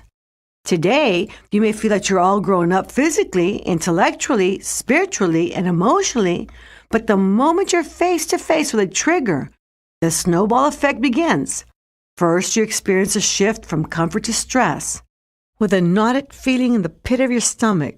Then your mind begins to fill with sabotaging thoughts and negative feelings linked to issues of your past, followed by a cluster of physical changes due to the triggering of the fight or flight response. And then comes the expression of the stress itself in a form of a reaction that resembles a child or a past you lacking understanding and resources, who's angry, afraid, or hurt. When past issues get triggered, it's as if the child you is forced to surface. In a flash, you are transported to become the child once again, and as a child made to handle the adult situation. The adult you is nowhere to be found. Too often, serious situations are handled by the child you, when they really need to be handled by the adult you. The adult you has many more resources than the child you and can handle situations much more effectively. Imagine being in the following example. You're at home having a wonderful afternoon and the phone rings. You pick up the phone and answer to find out that the nurse at your doctor's office is on the other end of the line. And she says, "Hello, may I speak to Mrs. Smith?" And you say, "Yes, this is Mrs. Smith." "Oh, Mrs. Smith, I just want to tell you that your test results are in." And he goes, "Oh, well, great. What were they?" And the nurse says, "Well, you know what? I think you better come into the office. The doctor would rather tell you in person. So can you make it Tuesday at 9? And you say, "Yes, sure, I can make it Tuesday at 9. And at this point, you're already beginning to feel the stress. What are you thinking or picturing? Are you thinking, "Oh no, I wonder if he's going to give me some bad news. Maybe the test results came out really badly. What's going to happen to me? It's going to be bad, I know it is." What belief was fueling the reaction? Was it something like, "Well, with my health challenges, what do I expect but the worst?" Now, this is a belief charged with emotion, and beliefs create your living experience. How did you react? What did you say or do? Did you feel sad, worried, afraid? Did you want to cry? And what physical changes did you notice in your body? Did your heart start to beat faster and harder? Did your breathing change? Did your muscles tense? Stomach get upset? What was triggered emotionally? Was it fear that you were going to hear the worst news, that you were going to lose your life, that it was over? Because if it was, then helplessness and hopelessness was triggered, and that's something that belongs in your past. What needs to be done the moment you experience a shift towards stress is to immediately interrupt the pattern of reaction that automatically kicks in and allows the child you to surface. By interrupting the pattern of reaction with something as simple as taking a deep breath, you give yourself time to think resourcefully, and that will help allow the adult you to stay in control and respond appropriately. Something else that needs to be brought to awareness is the quality of the mental pictures that are generated by your thoughts when you are under stress and the emotions attached to that whole internal experience. Very key factors are your belief structures, your emotions that are attached to those beliefs, the thoughts or the quality of thoughts and images that you create. A person under stress has a tendency to generate negative thoughts, self-talk, mental pictures, and emotions. Remember that emotionally charged thoughts are energy in motion. They are the substance of your belief and precede physical manifestation. The emotionally charged thought must be present first for anything to happen. Negative thoughts and pictures create the ideal environment for negative outcomes, especially when they are emotionally charged. In the previous example, if bad news is not what you want as an end result, then don't think it or even picture it. You must always think of and picture only and always what you want instead. To put it all together, once you interrupt the pattern of reaction with a deep breath, then you can identify whether it's caused by fear or anger and what core issue is being triggered. You then proceed by separating yourself, the adult you, from the past unresourceful you, and allow the adult you to handle the situation by thinking of and picturing a positive outcome instead. An ideal picture is always one that demonstrates the greatest good and expresses that no matter what happens, you are going to be just fine. When applying this approach in any situation that causes stress, the final picture needs to be one that involves mostly you achieving your outcomes. Ideal outcomes involve some aspects of health, happiness, love, abundance, inner peace, and problem solving. And they have really positive emotions backing them up, like appreciation, compassion, gratitude, just great feeling emotions. The greatest outcome that you're out to achieve is you being whole and complete. Although there may be others in the image, they're only there to enhance the image and make it more desirable. Never include anyone in the picture with a desire to control them or make them do or feel something that you want them to do or feel. See, that's a control issue all over again. Doing this would be self-defeating. You cannot control the thoughts, feelings, or behaviors of others, only your own. Once you get the image of what you desire just right, then I recommend you step into the image and use a trigger mechanism to lock in or anchor a certain feeling, disposition, emotion, behavior, thought, or level of sensitivity in order for them to be accessible at a later time. Anything can serve as a trigger mechanism. The most used trigger mechanisms are subtle, unnoticeable, and slightly different than normal, such as the fingers of the hand touching in a slightly unusual manner, with the first two fingers touching your thumb and the ring finger and the small finger resting on your palm. Now, this is something that we teach in the Civil Life System Home Study course and the live presentations. We call it the 3 fingers technique. But by just following my instructions right now, you'll be able to use the 3 fingers technique, this trigger mechanism, in a very resourceful way. This trigger is especially useful in that it can be a reminder for you to engage your whole being in any situation of importance. You can designate a part of yourself to each of your fingers. Remember that we are multidimensional beings.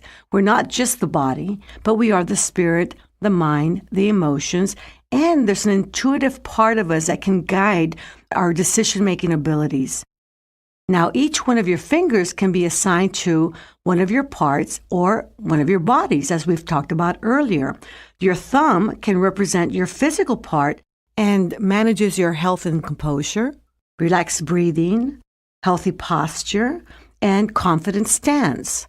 Your first finger can represent your mental or intellectual part that manages clarity, alertness, wit, ideas, creativity, and problem-solving abilities.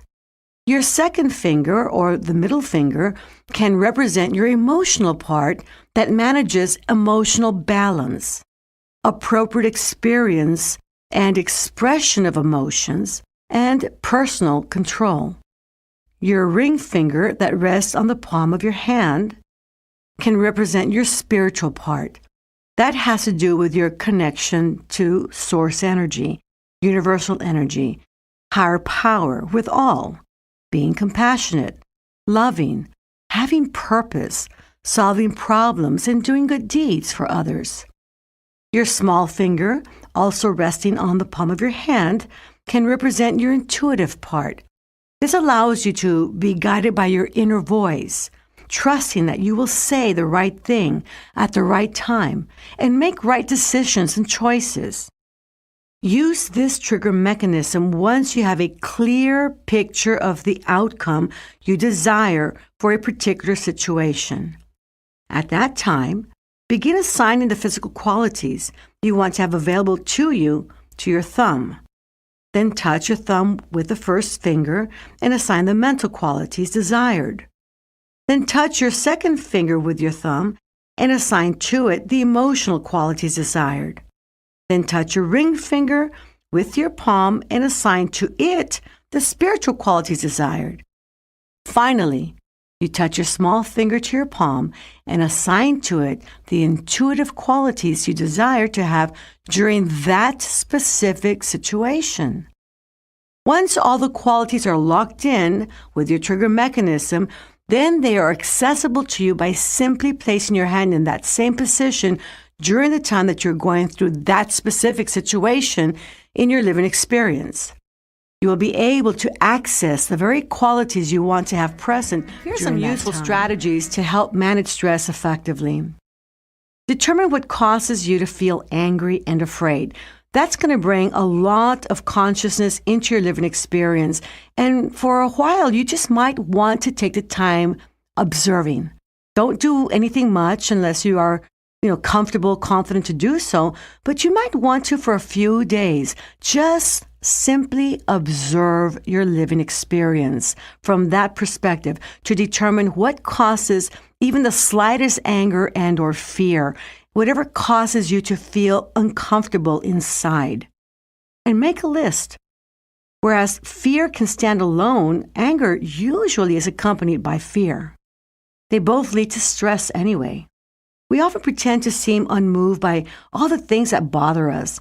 We are simply in denial, and we end up suppressing our anger out of the fear that something bad will happen to us or someone else.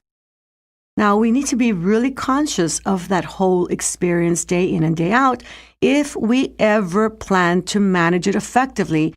And by managing our stress effectively, we are able to manage our health condition effectively. We need to remember that 90% of all health challenges are stress-related, which means that 90% of all health challenges are emotionally rooted. Fear and anger are emotions.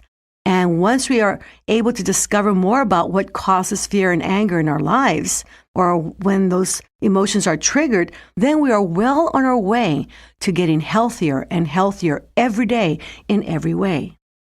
We also need to learn more resourceful ways to deal with anger and fear. Anytime you feel angry and or afraid, it's not about the person or situation you believe is causing you to feel that way.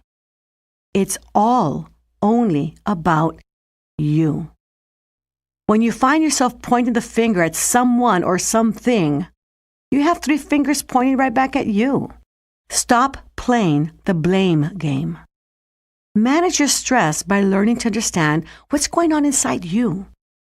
Make necessary changes in how you believe, behave, and think in relation to that person or that situation. And then allow the adult you to respond with ability instead of letting the little child you react without control. The adult you would say, I feel angry, and do something about it. The child you would say, you make me angry, and pout. So who's in charge here? Something else you may need to do is to set clear boundaries. Stop overstressing yourself needlessly. Learn when to say yes, when to say no, and when to say thank you. Learn where to draw the line. You may feel compelled to do things over and beyond the call of duty and without anyone asking you to do these things. The supermom, dad, employee, and friend syndrome can drain your emotional and physical reserves fast. No one can do everything for everyone all the time. Set your limits and honor them. If you feel guilty when you say no, then explore how guilt ties into your past. Guilt is one of the greatest stressors that people experience. There is the guilt factor. Another one is having lost something or someone of great value with no way or means to recuperate it. And the other one is when you have a lot of little stressors that come together at the same time. That can be the same as one big stressor. So those 3 different stressors are what cause the greatest harm to the immune system, to your body, to your mind, to your health. When you say no, you may also be triggering the core emotion of rejection. The child you may be thinking, they won't like me if I say no to them. If that is the case, then take care of the child you in a meditation. Recall yourself when you were a child and talk to that child you in your mind in a very holographic manner, as if you are there standing in front of you as a child, and give the child you the resources, the explanations, or the understanding that the child needs in order to make sense of what was going on in your life as a child. And by doing that, you will allow the adult you to take charge more and more through time. Another strategy is to allow yourself to accept help from others. Let the people who love and support you the most help you when you're stretched too thin and all stressed out. As you are there for them, they will be more than happy to be there for you. All you have to do is ask. Most people would be happy to do something helpful for someone else, even a stranger, but they're never asked. Share the good feelings you get out of helping others by letting them help you as well. It is healthier and less stressful to live interdependently instead of independently. Take care of your personal business as well. Make sure that you create a strategy that allows you to pay your bills on time, put food on the table, have positive relationships, prioritize, and meet your needs and responsibilities. By doing this, a large chunk of stress will be avoided or eliminated. Don't create stress over situations that you're in control of. There's enough to deal with already. Simplify your life by taking care of your own personal business and being timely, improving those behaviors. It's a lot less stressful than the alternative. Yes, and that does mean you need to work on your behaviors, your habits, and lifestyles. Are your behaviors working for you, or are they working against you? There are positive and negative ways to deal with stress. If overindulging in alcohol is your way of dealing with stress, then you're looking at a big red flag. The same is true about other behaviors like drug use, staying out late, overeating, overexercising, etc. There will be less stress in your life if whatever behaviors you have are healthy and balanced. Too much of anything is not always a good thing. Another strategy to consider is to learn to accept. One of the best ways to reduce stress is to accept others for who they are, their worldviews, and what they stand for. This does not mean you agree with them all the time. It simply means that you understand that they're different than you. This is one of the hardest lessons to learn. This is especially true when characteristics in others are so different than your own. Everybody is different, and like you, everybody has a birthright to be who they are. You cannot control others, nor can you force changes on them. You can only do your best to understand them, accept them as they are, and look for the positive intentions behind their actions. If you can't do this, it may be better for you to simply stay away from them. In the same light, others may feel the same towards you as you do towards them.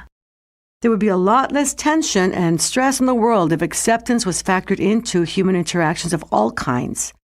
Even more importantly, is you learning to accept yourself for who and how you are.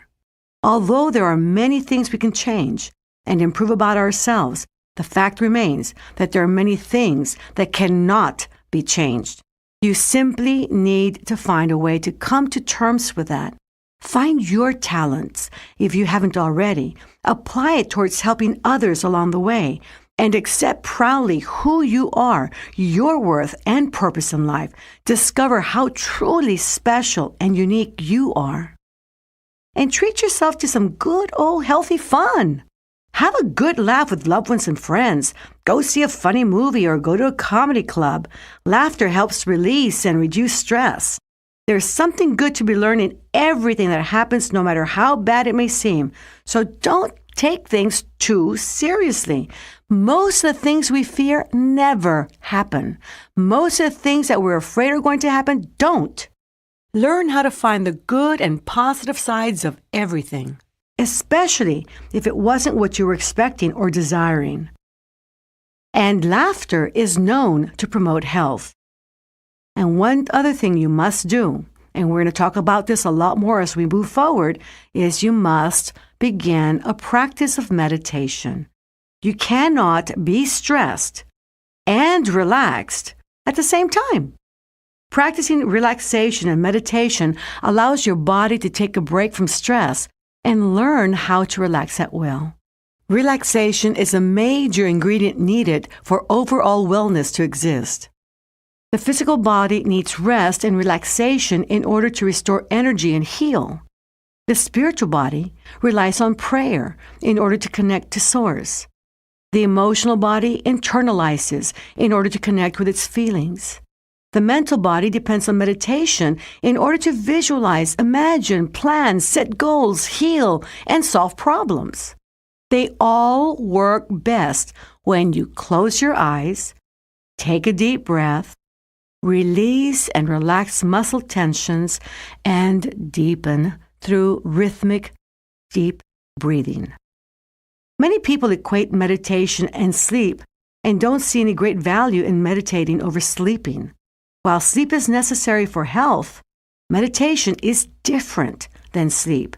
Meditation seems to have similar benefits as sleep and many more benefits that sleep cannot provide. During meditation, as muscle tension decreases, the body exerts less energy, slows down its breathing, and stress-related hormones in the blood are lowered. Pain due to injury, headaches, and muscle tension can also be alleviated by meditation. In addition, meditation seems to enhance right brain function, and right brain function is associated with creativity, imagination, and problem solving. I hope by now you have a better understanding of how stress affects the body and how your past and your emotions, and we'll be talking a lot about emotions and belief structures, influence your stress. You have also learned many strategies to reduce the amount of stress in your life. All of that will be much more effective with a daily dose of relaxation. Although many of the reasons we experience stress are rooted in our past, It is up to you to learn to use the past in a constructive and resourceful manner in order to take control of your life and live more consciously, have a better understanding of what causes stress, and diminish the negative effects of stress. Just by discovering what causes your stress and becoming conscious of how you react to it is a huge step in regaining health. You will hear a background sound that is used for deep relaxation. Allow the sound to simply deepen your inner state. Keep your inner state passive and quiet. Towards the end of the exercise, the background sound will shift its pace and go faster. Your brain frequency will match the sound and rise to a higher level of consciousness, where you will be able to open your eyes, be wide awake, feeling fine, and in perfect health. It is recommended that you listen to the meditation at least once before doing it. This will help you become familiar with the exercise and receive even greater benefits. We will begin this exercise with a 3-to-1 method. Find a comfortable position. Close your eyes. Take a deep breath. And while exhaling, mentally repeat and visualize the number 3 times.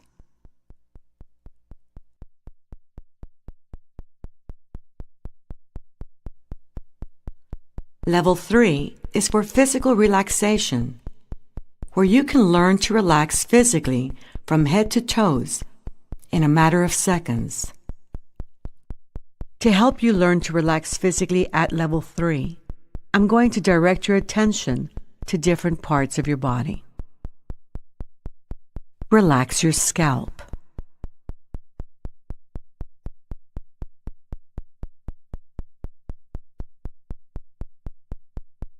Relax your forehead.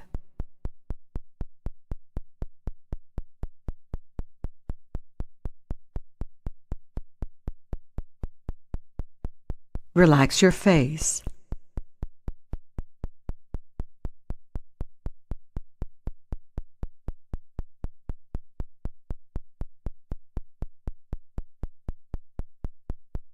Relax your throat internally and externally.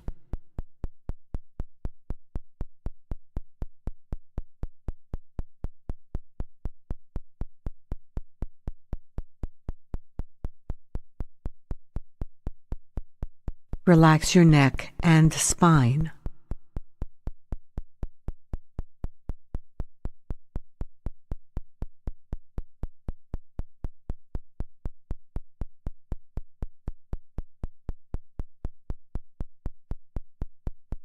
Relax your shoulders, arms, and hands.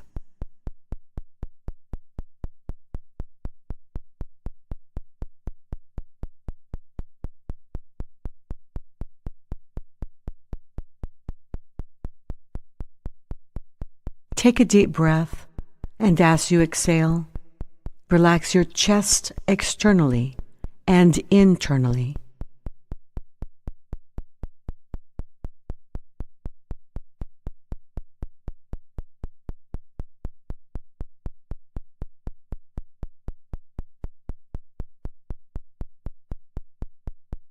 Imagine every cell, tissue, gland, and organ functioning in a healthy, rhythmic manner.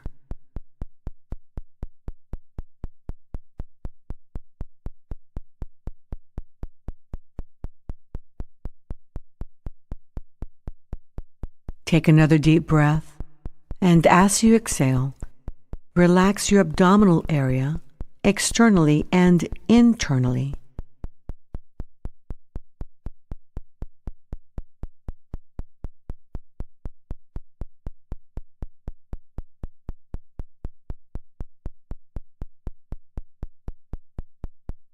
Imagine every cell, tissue, gland, and organ to be functioning in a healthy, rhythmic manner.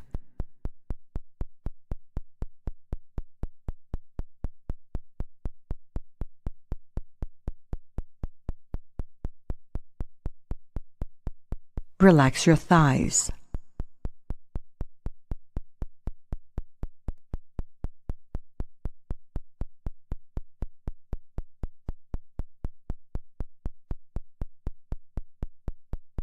Relax your knees.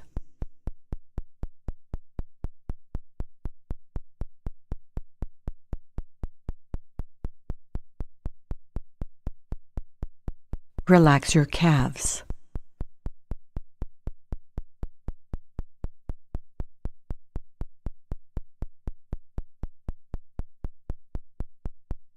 Relax your feet.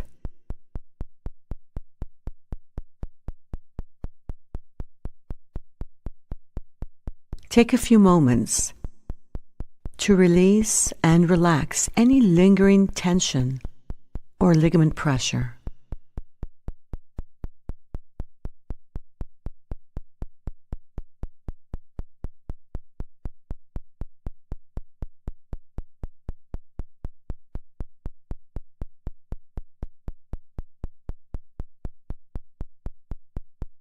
Remember to continue to breathe slowly, deeply,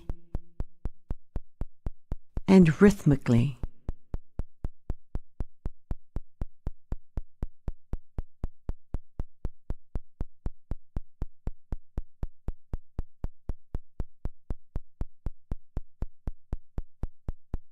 You are now at a deeper, healthier level of mind, deeper than before.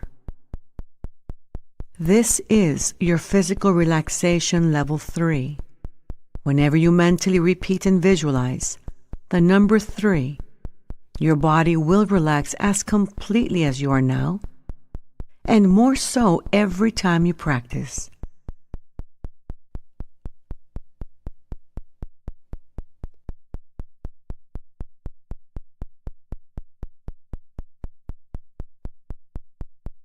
Take another deep breath, and while exhaling, mentally repeat and visualize the number 2 3 times.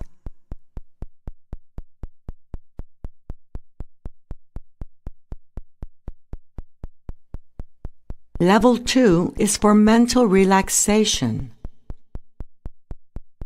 To relax mentally, picture tranquil and passive scenes.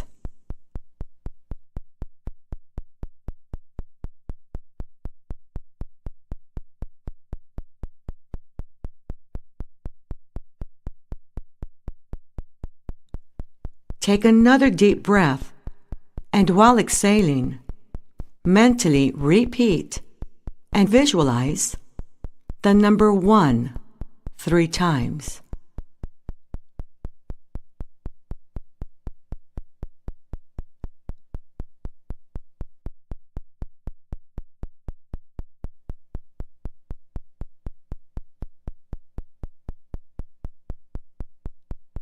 You are now at level 1, the basic plane level that you are able to use for a purpose, any purpose you desire.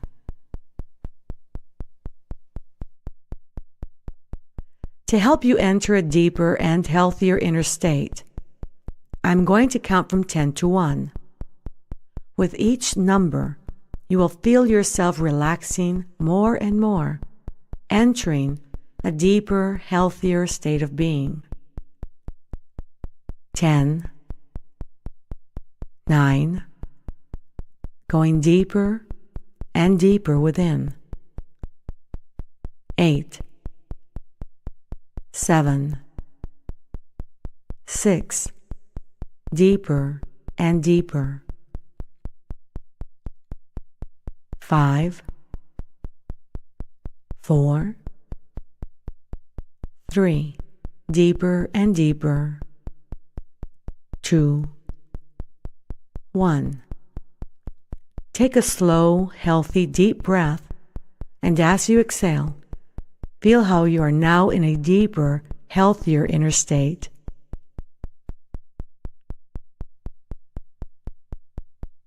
We are now going to impress the stress management strategy. At this time, think of a situation or an individual that causes you stress or you have had trouble dealing with. Be conscious of when your body first begins to shift towards stress and where in your body you experience it. Your body will let you know when you begin to shift from being relaxed to becoming stressed. It could be a tension in your muscles or any part of your body. It could be a sensation in the pit of your stomach. You may notice that your stomach feels nervous-like. Become very sensitive to how your body reacts to stress.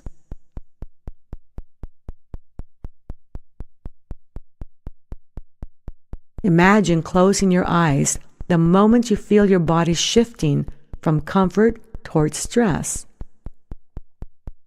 This helps shut out the external stimulus so that you can begin to listen to what is going on inside.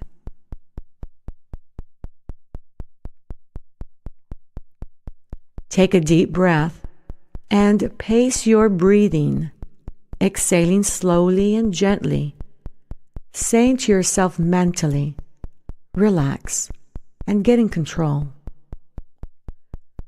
Do this with a second and a third deep breath.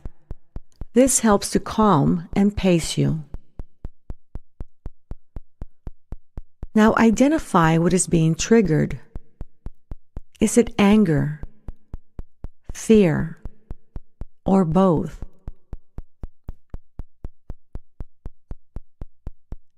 Then identify what past issue is being triggered. Is it abandonment, rejection, hopelessness, helplessness, or lack of control?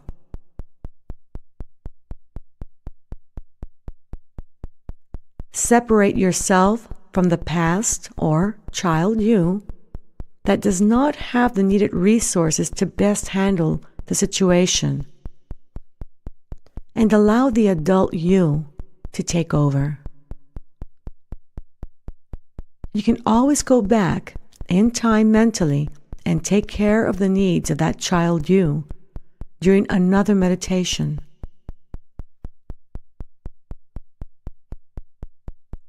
Create an ideal mental picture of what you desire as an outcome.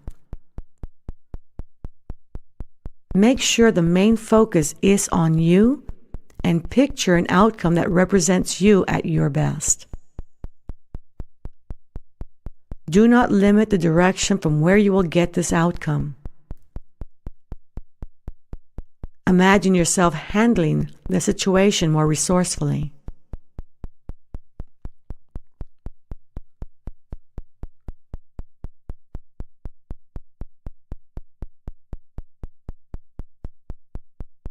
Step into that resourceful adult you, engaging yourself fully and completely. Be one with the image and fully experience the outcome you desire. Lock it in with your trigger mechanism and say to yourself mentally, whenever I have a need or desire to feel this way, think this way, believe this way, or behave this way, all I need to do is use my trigger mechanism and it will be so.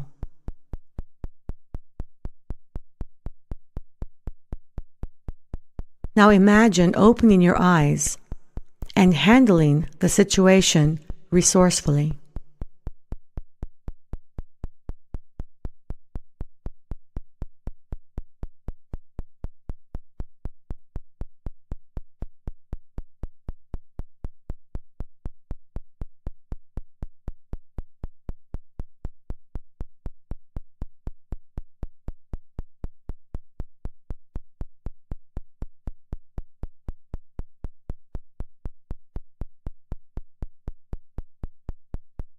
relax, feeling well,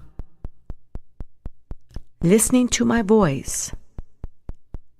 Return to this place and this time. Eyelids remain closed.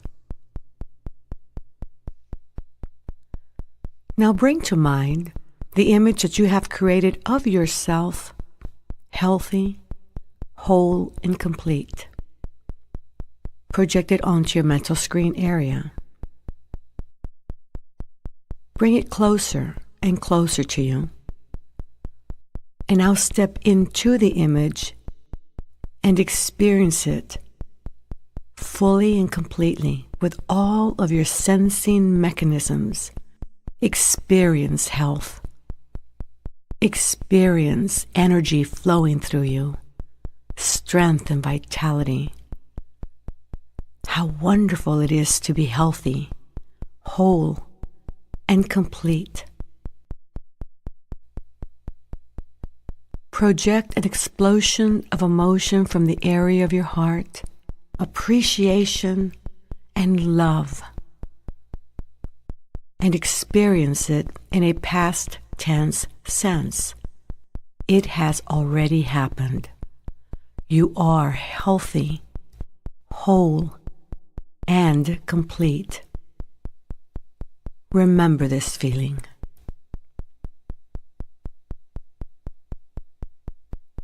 Enjoy it.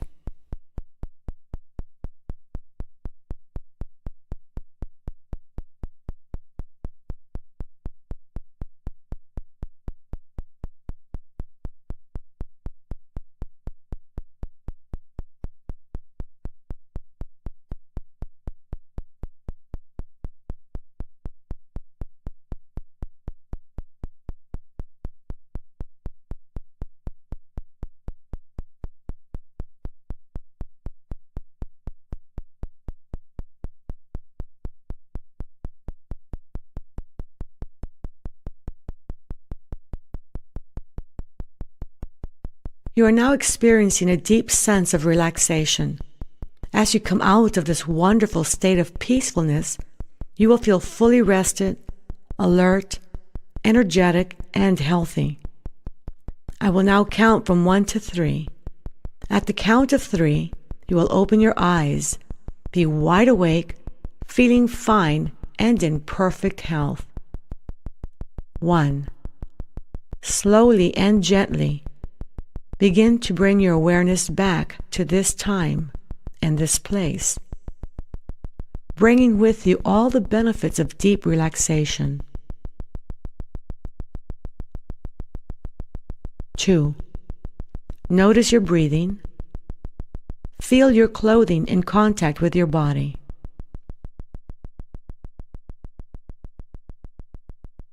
3. Open your eyes, feeling refreshed and perfectly healthy, and with an increased sense of peacefulness, feeling as if you have had the right amount of refreshing, relaxing, healthy sleep.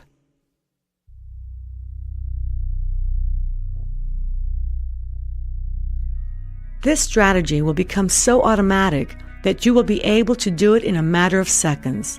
At first, using the strategy may require for you to review the steps. Soon, the pattern will be so impressed on your brain and mind that you will kick it in automatically, purposefully, and consciously. Once your brain learns a new pattern that makes you feel better, it will choose to use it. This new pattern will become a good habit that will allow you to manage stress effectively. In addition to using this strategy, practice a long relaxed exercise found in this CD set at least once a week. This will help you learn to relax deeply and manage stress even more effectively.